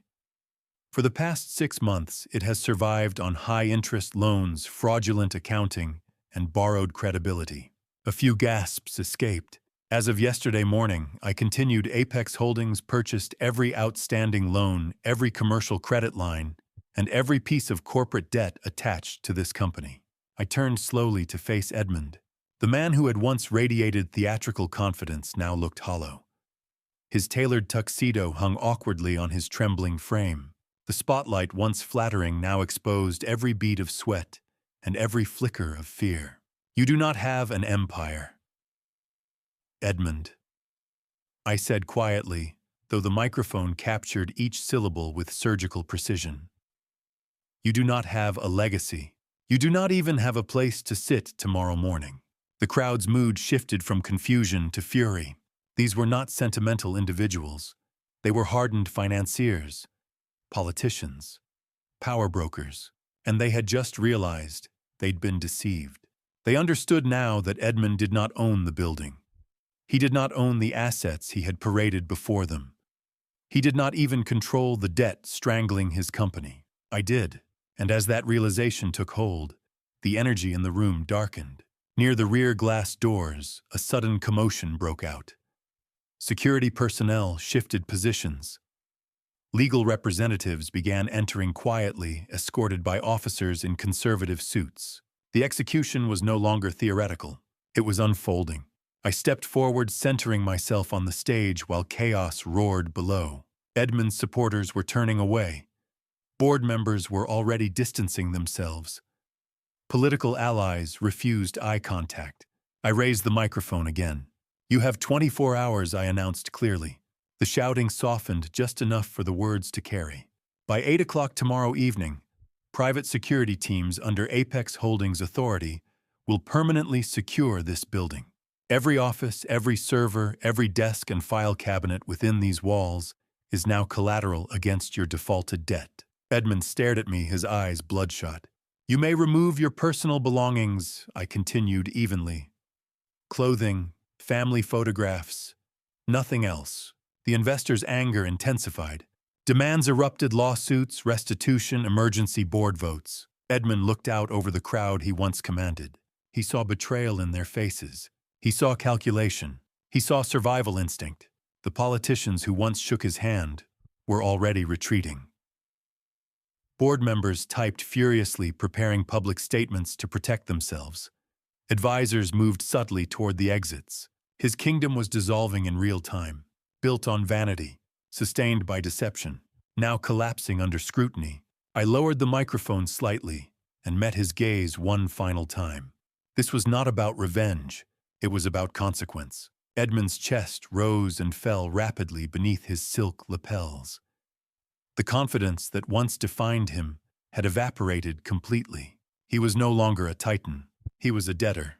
And he stood in a building he did not own, surrounded by people who now understood that everything he promised them was smoke. The spotlight above us still burned white and merciless. For a moment, I allowed the silence between us to stretch. Then I stepped back from the podium. The screen behind me remained illuminated with the ledger bright red numbers glowing like an open wound. Security shifted subtly toward Edmund. Legal representatives approached the stage steps. The gala decorations, champagne towers, silk drapes, crystal chandeliers suddenly felt hollow. Decorative, temporary, just like his empire. As the crowd surged forward in outrage and disbelief, I felt nothing but calm. The illusion was gone, the balance had been corrected, and the fall loud, humiliating public had only just begun. The absolute humiliation of being publicly dismantled by the man he had thrown out of his son's wedding was finally breaking his mind. You did this to me!" Edmund screamed, his voice cracking with pure hysterical rage. He completely lost whatever tiny shred of sanity he had left. "You ruined my family, Strathmore. You are a dead man." Edmund lowered his head and aggressively lunged forward. He threw his entire body weight toward me, swinging his heavy fists in a desperate attempt to physically destroy the man who had just erased his existence. I did not step back. I did not flinch or raise my hands to protect my face. I simply stood my ground in my bespoke blue suit, completely unafraid of a broken coward. Before Edmund could even close the short distance between us, a massive force suddenly hit him from the side. 3 men wearing dark tactical windbreakers with bright yellow Federal letters printed across the back violently tackled him to the polished wooden floor of the stage. The heavy thud of his body hitting the ground echoed loudly through the ballroom speakers. From the dark shadows on the left side of the grand stage, Jonathan Reed calmly walked out into the bright white spotlight. He was carrying his sleek leather briefcase and adjusting his expensive silk tie. He looked down at Edmund, who was currently pinned face down against the floor by the federal marshals. "Now, you are a very difficult man to serve papers to, Mr. Beaumont." Jonathan said, his voice dripping with absolute professional disdain. "But I thought this grand celebration would be the perfect venue to deliver the final blow." The federal marshals aggressively pulled Edmund's arms behind his back and secured heavy steel handcuffs tightly around his wrists. The sharp metallic click of the cuffs locking into place was the most beautiful sound I had ever heard in my entire life. Edmund groaned in pain, struggling weakly against the overwhelming force of the federal agents. Jonathan unclasped his leather briefcase and pulled out a thick stack of legal warrants. He turned to address the shocked and silent crowd of wealthy investors. "My name is Jonathan Reed," he announced clearly. "I am the senior legal counsel for Apex Holdings. The men currently holding Edmund Beaumont are federal agents from the Financial Crimes Division. We have spent the last 48 hours handing over mountains of irrefutable digital evidence, proving that Mr. Beaumont has been actively committing massive corporate fraud for over 5 years. He has embezzled millions of dollars from your own employee pension funds and forged commercial documents to secure illegal high-interest loans. He is not just completely bankrupt, he is a massive federal criminal." The investors in the room gasped in total horror. The angry shouting completely stopped, replaced by the terrifying realization of absolute financial ruin. Several executives in the front row immediately pulled out their glowing smartphones and frantically opened their live stock trading applications. I watched their faces turn completely white. The financial news networks had just broken the story of the federal raid and the massive corporate debt default. Beaumont Global was a publicly traded company that relied entirely on investor confidence. With the chief executive officer handcuffed on stage and the corporate headquarters officially seized by my holding company, that confidence completely evaporated in a matter of seconds. "Look at your screens," I told the crowd, my voice echoing through the massive room. "Look at the legacy this man built." The stock price of Beaumont Global, which had been hovering at a respectable $80 a share that very morning, began to violently plummet in real time.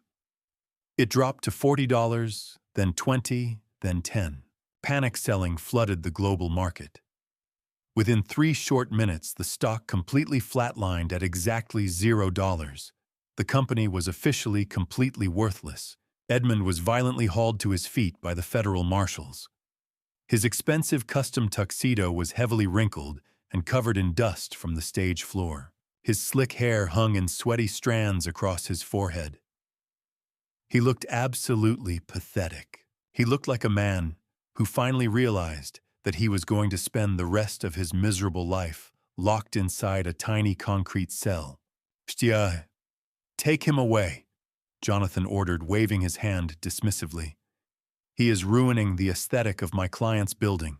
It was the exact same cruel phrase Edmund had used against me at the wedding reception just a few days ago. Hearing it repeated back to him in front of his wealthy peers was the absolute final nail in his coffin. Edmund did not fight back anymore. He hung his head in total defeat, sobbing quietly as the federal agents dragged him down the stage stairs and marched him straight down the center aisle. The crowd of elite guests immediately parted for him, but this time they were not bowing in respect. They were backing away in total disgust, treating him exactly like the toxic garbage he truly was. I stood on the stage and watched the heavy glass doors close behind him. The architect of my public humiliation was completely gone, but my work was not entirely finished. The father had just paid for his blinding arrogance, but the son still needed to answer for his massive theft. The grand ballroom was in a state of absolute chaos. Investors were screaming into their cell phones, running desperately toward the exits to call their financial advisors. Women in expensive silk gowns were nervously gathering their imported purses, eager to escape the massive crime scene. I stood perfectly still on the elevated stage, letting my cold eyes slowly scan the rapidly moving crowd. I was looking for one specific rat trying to flee the sinking ship. I found him near the back service exit. Bradley Beaumont was completely drenched in nervous sweat. He had watched his untouchable father get dragged away in heavy steel handcuffs. He had watched his family fortune completely evaporate into thin air. And he knew exactly what was coming for him next. The violent loan sharks from the Macau syndicate were already actively hunting him across the city. And now his only source of protective wealth was entirely gone. He was trying to quietly slip through the swinging wooden doors that led to the catering kitchen, hoping to disappear into the dark city streets before I noticed him. He was trying to run away, just like he always did whenever his massive gambling debts caught up with him. I raised the heavy microphone to my mouth. "Bradley Beaumont." I called out, my voice booming like thunder across the chaotic room. Bradley completely froze. He was standing exactly where I had been sitting at his wedding reception. He was standing right next to the dark corner table where his father had thrown freezing ice water into my face. He slowly turned around, his face completely pale and his eyes wide with absolute terror. "Do not try to walk out that back door, Bradley," I said loudly, ensuring that every single remaining person in the grand ballroom could hear my words. "Howilon, you and I have some very serious unfinished business to discuss. Let us talk about the $100,000 you and my daughter stole from me. And let us talk about the men waiting outside for you right now." Bradley stood completely frozen by the heavy wooden service doors. The remaining crowd in the grand ballroom turned their attention away from the empty stage and focused entirely on the terrified young man in the designer tuxedo. I walked slowly down the carpeted stairs of the stage and moved down the center aisle toward him. Every single step I took echoed in the cavernous space. The federal marshals who had just dragged his father away were still standing near the entrance, blocking the main exits. Bradley was trapped like a rat in a glass cage. I stopped 10 feet away from him. He was sweating so heavily that his expensive silk collar was completely soaked. He looked at me, not with the arrogant sneer he had worn yesterday morning, but with the wide, terrified eyes of a child who had just been caught stealing. "You really believed you could slip out the back door, Bradley," I said, my voice cutting cleanly through the stunned silence of the ballroom. "You thought you could let your father stand here and absorb the fallout for his corporate fraud, while you quietly disappeared into the night." Bradley froze near the service exit, his hand still hovering inches from the door handle. "But you and I both know," I continued, evenly taking one deliberate step toward him, "that Edmund Beaumont is not the only criminal in this family." A murmur rippled through the guests who had remained behind to witness the unraveling. Bradley swallowed hard. His eyes flicked toward the federal agents stationed near the exits, then back to me. The color had drained completely from his face. "Silas, please," he whispered hoarsely. His voice trembled so violently it barely carried across the marble floor. "Please don't do this here. We can talk about this privately. Whatever you want, we can fix it." I shook my head once. "We passed the point of privacy days ago," I replied. "You forfeited that privilege the moment you publicly humiliated me at your wedding reception. And you forfeited any expectation of mercy the moment you decided to steal what you believed was my life savings." The crowd leaned in, hungry for clarity. I turned, slightly ensuring the microphone carried every word to the back of the cavernous room. "2 nights ago, I announced clearly my daughter and this man drained my civilian checking account. They forged my signature on a joint withdrawal slip. They committed federal wire fraud and transferred $100,000 out of my account." Gasps rose from the investors. They believed they were taking the final dollar from a tired old blue-collar worker, I continued. "And why did they steal it? Because Bradley Beaumont is not a visionary businessman. He is a gambling addict.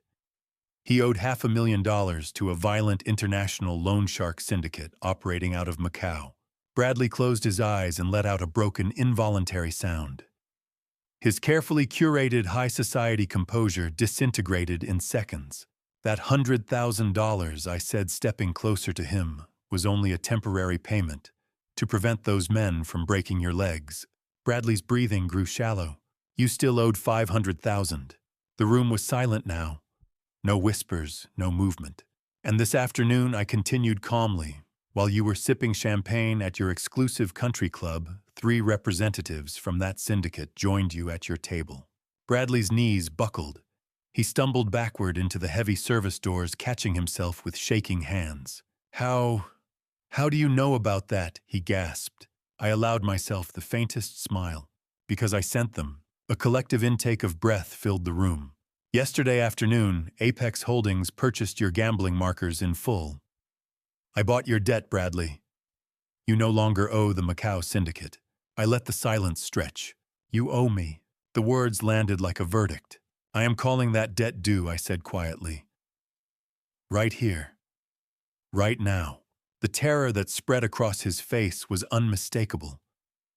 The young man who once mocked me in my own daughter's home now understood that the power dynamic had shifted completely. His father's empire was ash. His credit was gone. His escape routes sealed. Before he could form another plea, a shrill voice tore through the tension. "Leave him alone." Heads turned sharply. Arabella burst through the crowd, shoving past stunned investors. Her silk gown shimmered under the lights, its elegance clashing violently with the fury on her face. Tears streaked her makeup, but her eyes burned with defiance. She rushed to Bradley's side and positioned herself in front of him, shielding him as if he were the victim. "Stop this, Dad," she shouted, pointing at me. "Stop trying to destroy my husband." Her voice echoed off the glass walls. "You're doing this because you're bitter," she continued, shaking. "Because Edmund embarrassed you. Because you can't stand that we moved on to something better." I looked at my daughter. In that moment, she did not see her father. She saw an enemy threatening her fantasy. "I am not destroying him, Arabella," I said calmly. "He destroyed himself, and he dragged you into the wreckage." "He's not a criminal?" she cried. "He just made some bad investments. He committed wire fraud," I replied evenly. "You helped him do it. You forged my name. You transferred stolen money to violent criminals." She folded her arms tightly across her chest, refusing to absorb the truth. "We needed help," she screamed. "Brad loves me. We're building something real.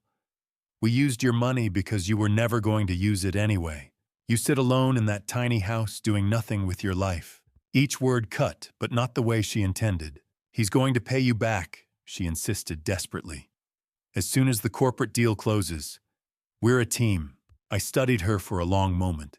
The anger, the delusion, the blind loyalty to a man who had treated her as collateral. "Arabella," I said softly, "he does not love you." "Yes, he does," she screamed, stamping her heel against the marble floor. You don't know anything about us. You don't know anything about love. Her voice cracked on the last word. You're just a bitter old man who wants to ruin the only good thing that ever happened to me. I exhaled slowly. There are moments when words fail, moments when reality must speak for itself. I reached into the inner pocket of my tailored jacket and withdrew the black encrypted phone. I had hoped I would not need it, but hope had already cost enough. Without another argument, I unlocked the device and opened the audio file recorded in Edmund's mansion the morning before. I raised the phone toward the microphone still in my hand. Then I pressed play. The sound filled the ballroom with startling clarity. My recorded voice emerged, first measured submissive. That's a beautiful watch, Bradley. Did you buy that with the $100,000 you and Arabella took from my bank account last night? A beat of silence. Then Bradley's laughter, cruel, unrestrained. It's a wedding gift to myself, old man, his recorded voice boasted. Consider it an investment in your daughter's future. She belongs to the Beaumont family now. Your pathetic life savings finally served a real purpose. A ripple of disgust swept through the audience. The recording continued. You were going to rot in that tiny house anyway, his voice sneered. Arabella's body went rigid. Her fury evaporated in an instant. She slowly turned her head toward Bradley. He stood motionless, staring at the phone in my hand, as if it were a weapon. Color drained from her face. The audio played on his admission of the forged signature.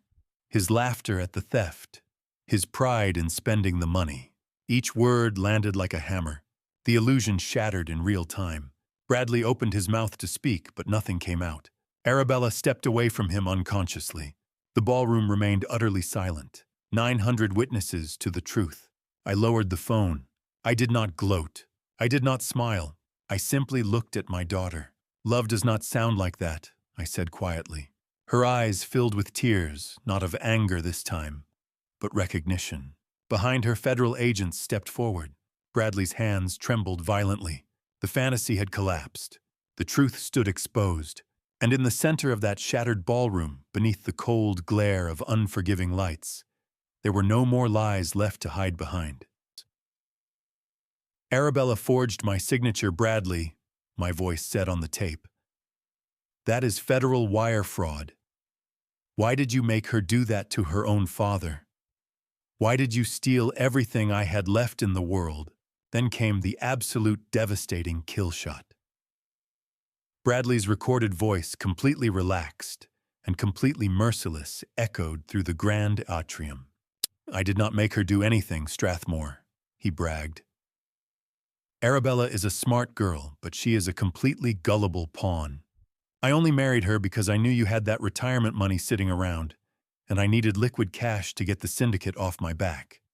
She did the creative accounting. She signed the withdrawal slip and the money vanished. I used her to get to your money.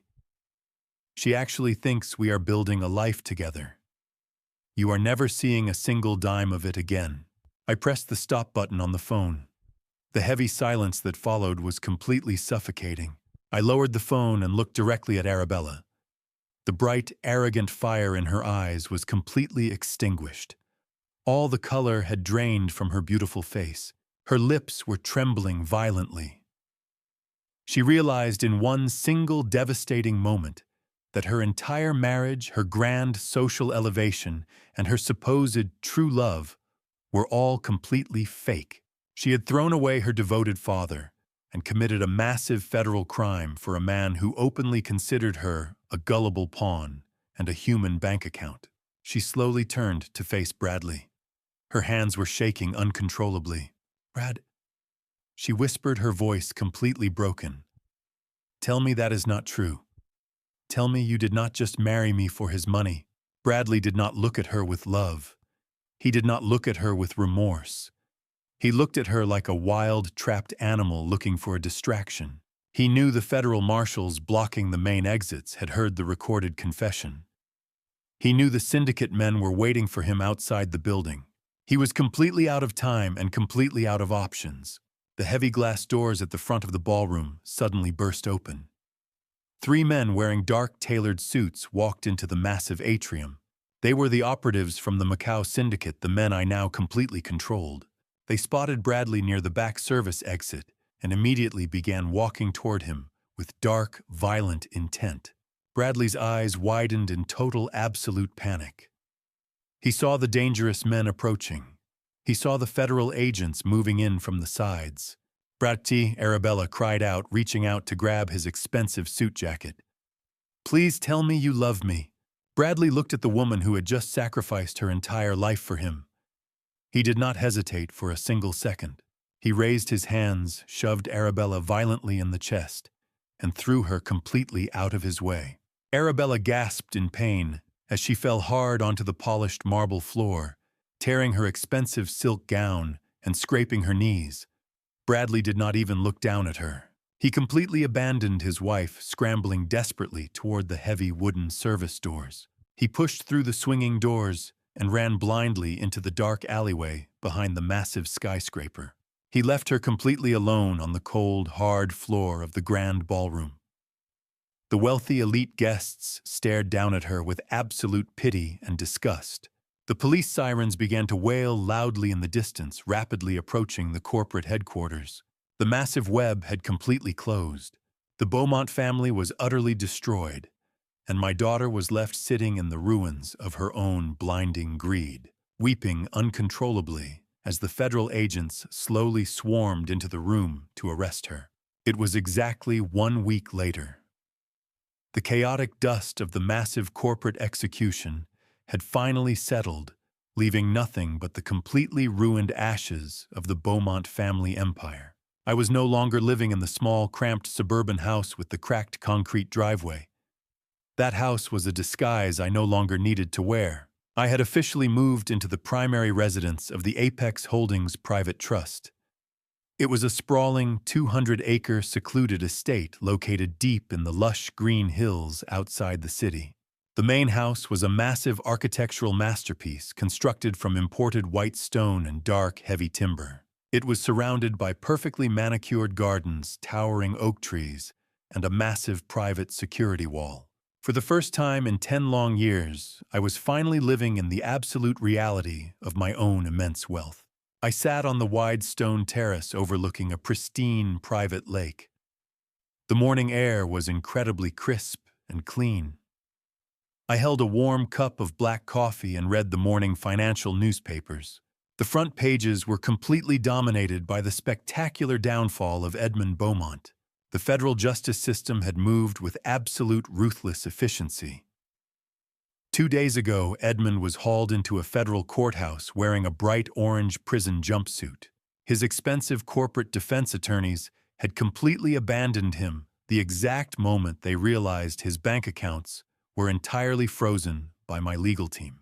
He was assigned an exhausted court-appointed lawyer who could do absolutely nothing to save him. The federal judge took one single look at the massive mountain of irrefutable digital evidence Jonathan had provided and completely denied Edmund's request for bail. He deemed the disgraced chief executive a massive flight risk. Edmund was currently locked inside a tiny, cold concrete cell in the federal penitentiary, waiting for a criminal trial that would undoubtedly put him behind bars for the rest of his miserable natural life. Beaumont Global was completely dissolved, and its assets were actively being liquidated by my holding company.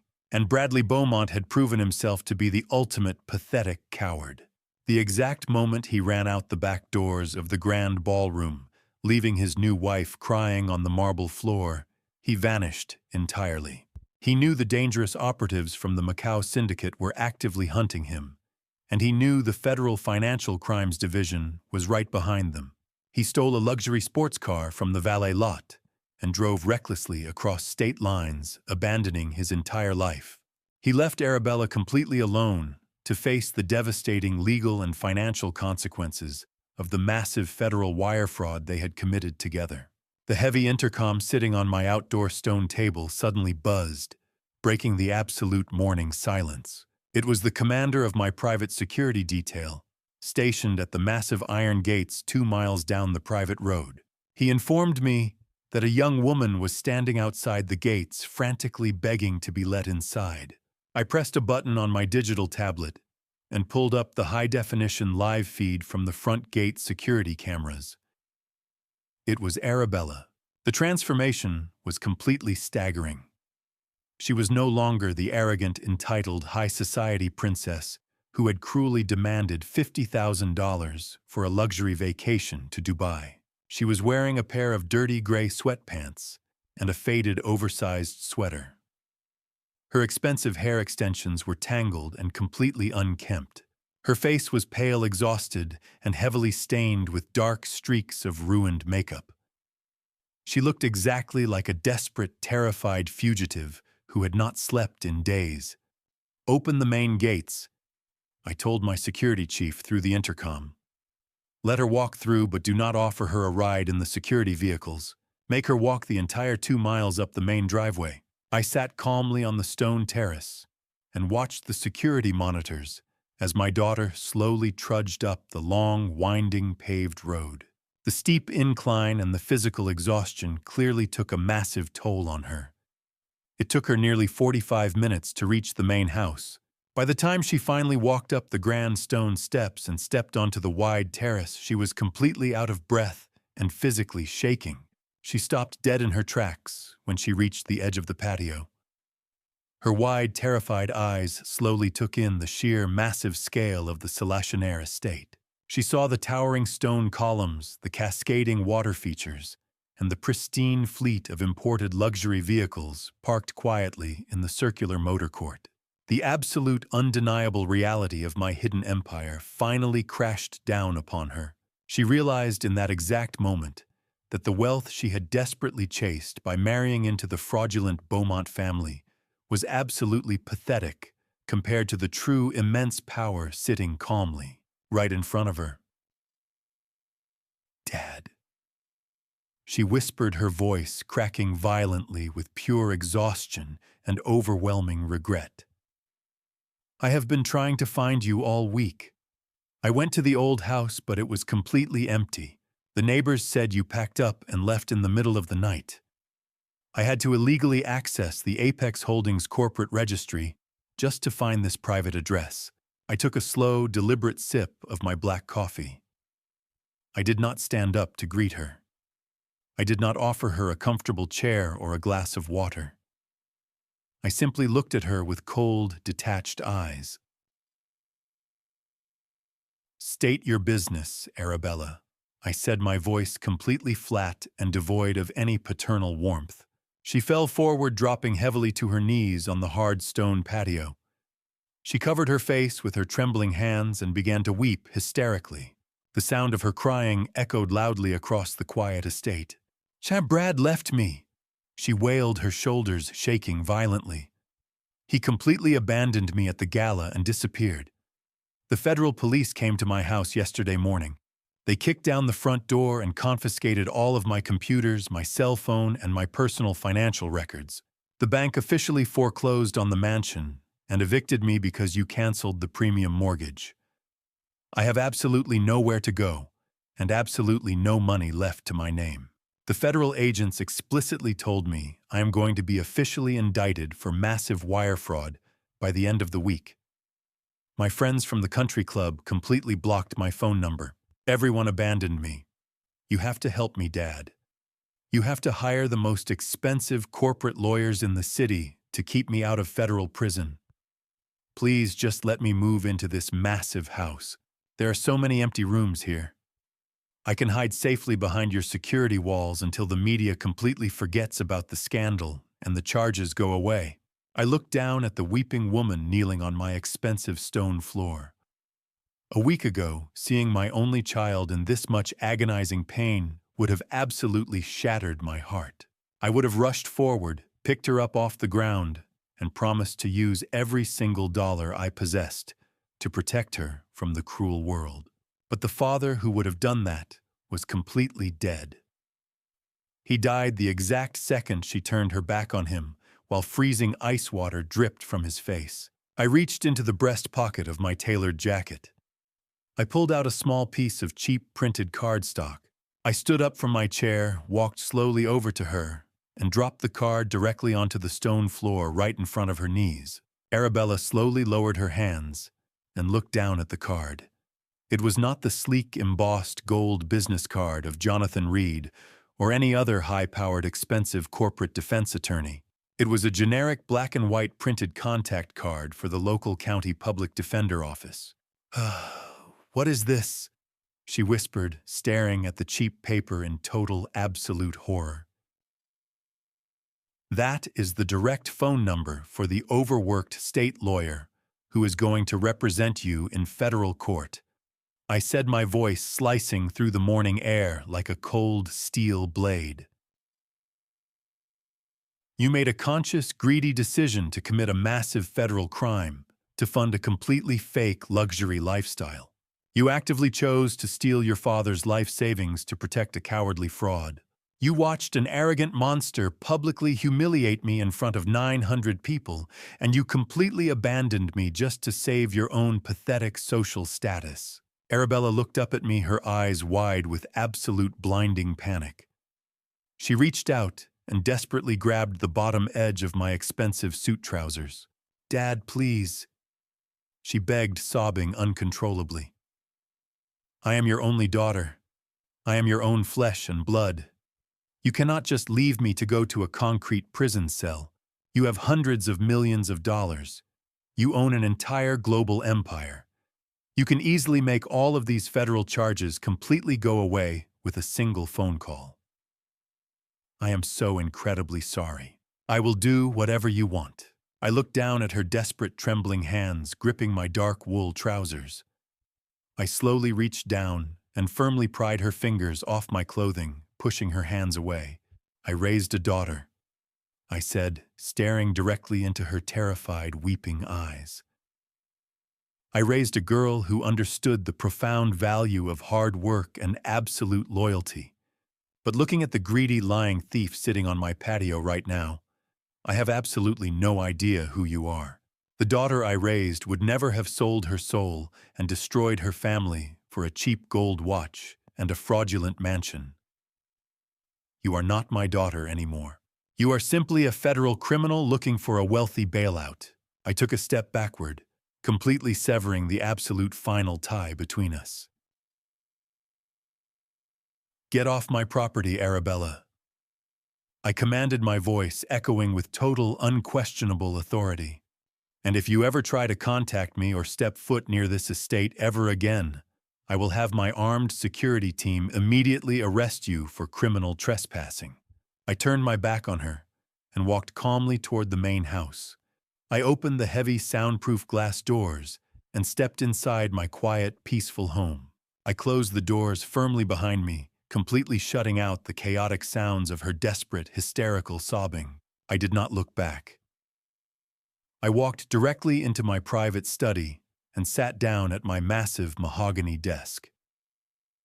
The violent storm of the Beaumont family was finally completely over, but there was still one absolute final piece of business left to complete before I could truly embrace my new life. 6 months have passed since the night the Beaumont empire completely collapsed into dust.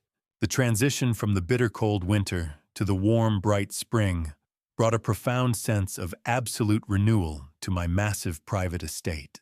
I was sitting in a heavy wooden rocking chair on my expansive back porch, watching the morning sun slowly rise over the calm surface of my private lake. The morning air was incredibly peaceful and completely still. There were no loud arguments echoing through the hallways. There were no arrogant demands for expensive vacations or luxury cars. There were absolutely no toxic parasites pretending to be my family just to drain my bank accounts. I was completely alone on my 200-acre property, and for the very first time in over a decade, I was completely and totally free. I rested my warm cup of black coffee on the small wooden table next to me and picked up my glowing digital tablet. Jonathan, my trusted corporate attorney, sent me a detailed executive summary every single morning regarding the ongoing legal fallout of the Beaumont family. I slowly scrolled through the final court reports from the federal justice system. The wheels of justice turned slowly, but they ground incredibly fine. Yesterday afternoon, a federal judge officially slammed the heavy wooden gavel down on Edmund Beaumont.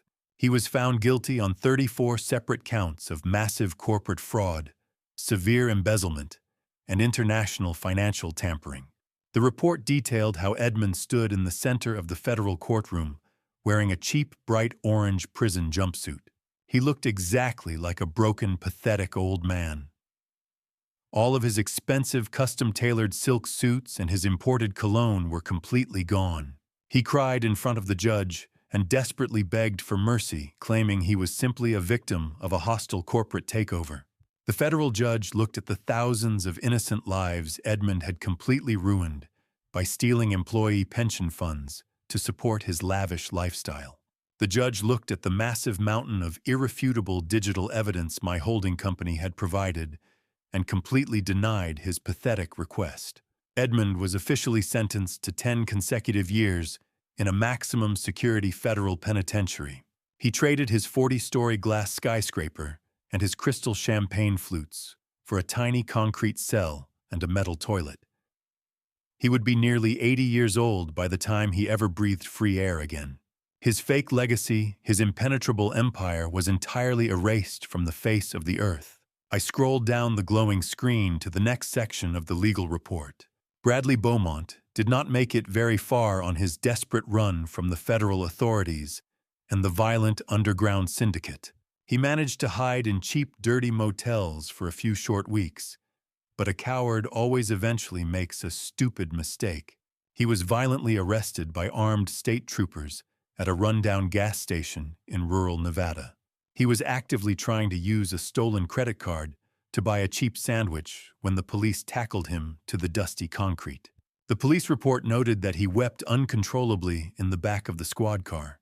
The federal authorities immediately extradited him back to our city. He was currently sitting in a cold county jail cell, completely terrified, waiting for his own massive federal fraud trial. The international loan sharks he owed $500,000 to were completely neutralized by my aggressive legal team, so his physical safety was no longer in jeopardy. But Bradley would still spend the absolute best years of his life locked inside a federal prison, wearing the same orange jumpsuit as his arrogant father. And then there was Arabella. I read the detailed update provided by the expensive private investigator I had hired, strictly to monitor her legal compliance and her living situation. She managed to barely avoid serving actual federal prison time by fully cooperating with the authorities.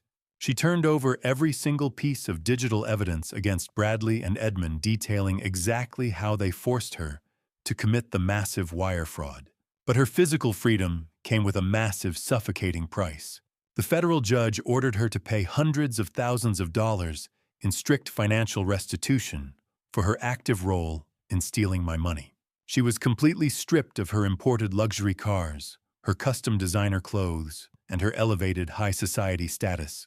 The bank had officially seized the massive luxury mansion she tried to buy with my forged signature. My private investigator reported that my daughter was currently living in a tiny, cramped apartment in the absolute worst and most dangerous part of the city. She had absolutely no college degree and a massive federal felony on her permanent public record. She was currently working grueling, exhausting night shifts as a waitress at a rundown 24-hour diner just to scrape together enough tips to meet her monthly court-mandated payments. I pictured her standing under the flickering fluorescent lights of that greasy diner. I pictured her wiping down sticky tables and dealing with rude, aggressive customers at 3 o'clock in the morning. I pictured her looking down at her bare hands, where her expensive diamond wedding ring used to be, realizing that her perfect fairy tale life was nothing but a devastating nightmare. It was a massive, catastrophic fall from the imported silk and the crystal chandeliers she had violently thrown me away to keep. I set the digital tablet face down on the wooden table. I looked out over the calm water of my beautiful lake. I did not smile. There was absolutely no joy in my heart, seeing my own flesh and blood reduced to scrubbing tables in the middle of the night just to survive. I did not feel a rush of vindictive glee, but I did feel a deep, profound, and completely unshakable sense of absolute peace. The natural order of the universe had been completely restored. Toxic actions finally had real devastating consequences. I had spent my entire life trying to softly shield Arabella from the harsh, brutal realities of the world. I had sacrificed my own happiness and lived like a ghost just to provide for her. And my endless unconditional sacrifice had only turned her into a greedy, entitled monster who viewed me as a disposable bank account. The universe was now providing the harsh, brutal education I had completely failed to give her. She was finally learning the true value of a single dollar through her own blood, sweat, and tears. The heavy, soundproof glass door behind me slid open smoothly. Jonathan walked onto the sunlit porch carrying his familiar dark leather briefcase. He looked completely relaxed and genuinely happy, a stark contrast to the high-stress environment we used to operate in when we were dismantling the Beaumont Empire. He walked over to my table and pulled out a thick stack of pristine legal documents. "Good morning, Silas," Jonathan said respectfully, placing a solid gold pen perfectly aligned next to the heavy papers. "I have the final restructuring documents for the Apex Holdings Primary Trust. Everything is set up exactly according to your specific and exact instructions." I picked up the heavy documents and carefully read through the executive summary on the first page. For years, I had hoarded my massive wealth in secret blind trusts, absolutely terrified that it would corrupt my family if they ever found out about it. Now that the camouflage was completely gone, I knew exactly what I needed to do with my massive financial empire. I was officially transferring 90% of my total net worth and all of my liquid corporate assets into a brand new charitable foundation. It was called the Strathmore Educational Trust. It was a massive global scholarship fund designed specifically to provide full-ride university tuitions, generous living stipends, and zero-interest business grants to underprivileged, incredibly hard-working young students. I was giving my hundreds of dollars to the kids who worked 14-hour shifts just to help their parents pay the rent. I was giving it to the single mothers attending night school under flickering streetlights. I was giving my wealth to the young people who possessed genuine moral character and a desperate hunger to improve the world. I was giving my entire empire to the people who actually understood the profound value of hard work, because they had to bleed for every single opportunity they ever received. I was investing in the children who would never throw freezing water in an old man's face. I picked up the gold pen and signed my legal name at the very bottom of the heavy document. As the ink dried on the paper, I felt an incredible heavy weight completely lift off my broad shoulders. The burden of hiding, the burden of toxic family, the burden of unappreciated sacrifice was completely gone. I handed the paperwork back to Jonathan. "It is officially done, Jonathan," I said, my voice steady, clear, and completely full of purpose. "Make sure the first massive round of scholarships goes out before the fall semester begins. Find the kids who are completely invisible to the wealthy elites. Give them the absolute power to change their own lives." Jonathan smiled a genuine warm smile. He packed the signed documents safely into his leather briefcase and snapped the brass lock shut. "It is an absolute honor to work for you, Silas," he said quietly before turning around and walking back into the quiet house. I sat alone on the massive porch and listened to the gentle morning breeze rustling through the towering green oak trees. I thought about the tight rented tuxedo, the freezing ice water, and the deafening mocking silence of that grand ballroom. I sat there thinking about the long road from a broken father to a man hardened by family betrayal and forced into family revenge. This is one of those grandpa stories, yes, but it is also a family story about pride, pain, and consequences. In many grandpa stories, and every painful family story, the line between love and weakness is thin. And to you listening to this story, remember this: God sees what people hide. God weighs the heart, not the status. And God allows consequences when we ignore wisdom. I trusted too much in silence and pride. I believed shielding my child from struggle would protect her soul. I was wrong. This was not just about family revenge. It was about repeated family betrayal. It was about how family betrayal, when ignored, grows into something poisonous. And when family revenge becomes the only language left, everyone loses something. If I could speak to you honestly, do not do what I did. Do not hide the truth from the people you love. Do not let fear of losing them make you small. Stand firm early. Teach boundaries early. Pray early. Ask God for discernment before the damage becomes irreversible.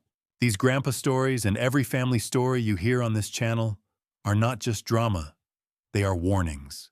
They show how family revenge and family betrayal begin quietly, with pride, with silence, with compromise. If this message spoke to you, leave a comment and tell me where you are watching from. Share your thoughts respectfully. Subscribe if you value powerful grandpa stories and real-life family story lessons. Thank you for staying until the very end. And a gentle note, upcoming stories may include dramatized elements for educational purposes. If that is not for you, feel free to choose content that better suits your heart.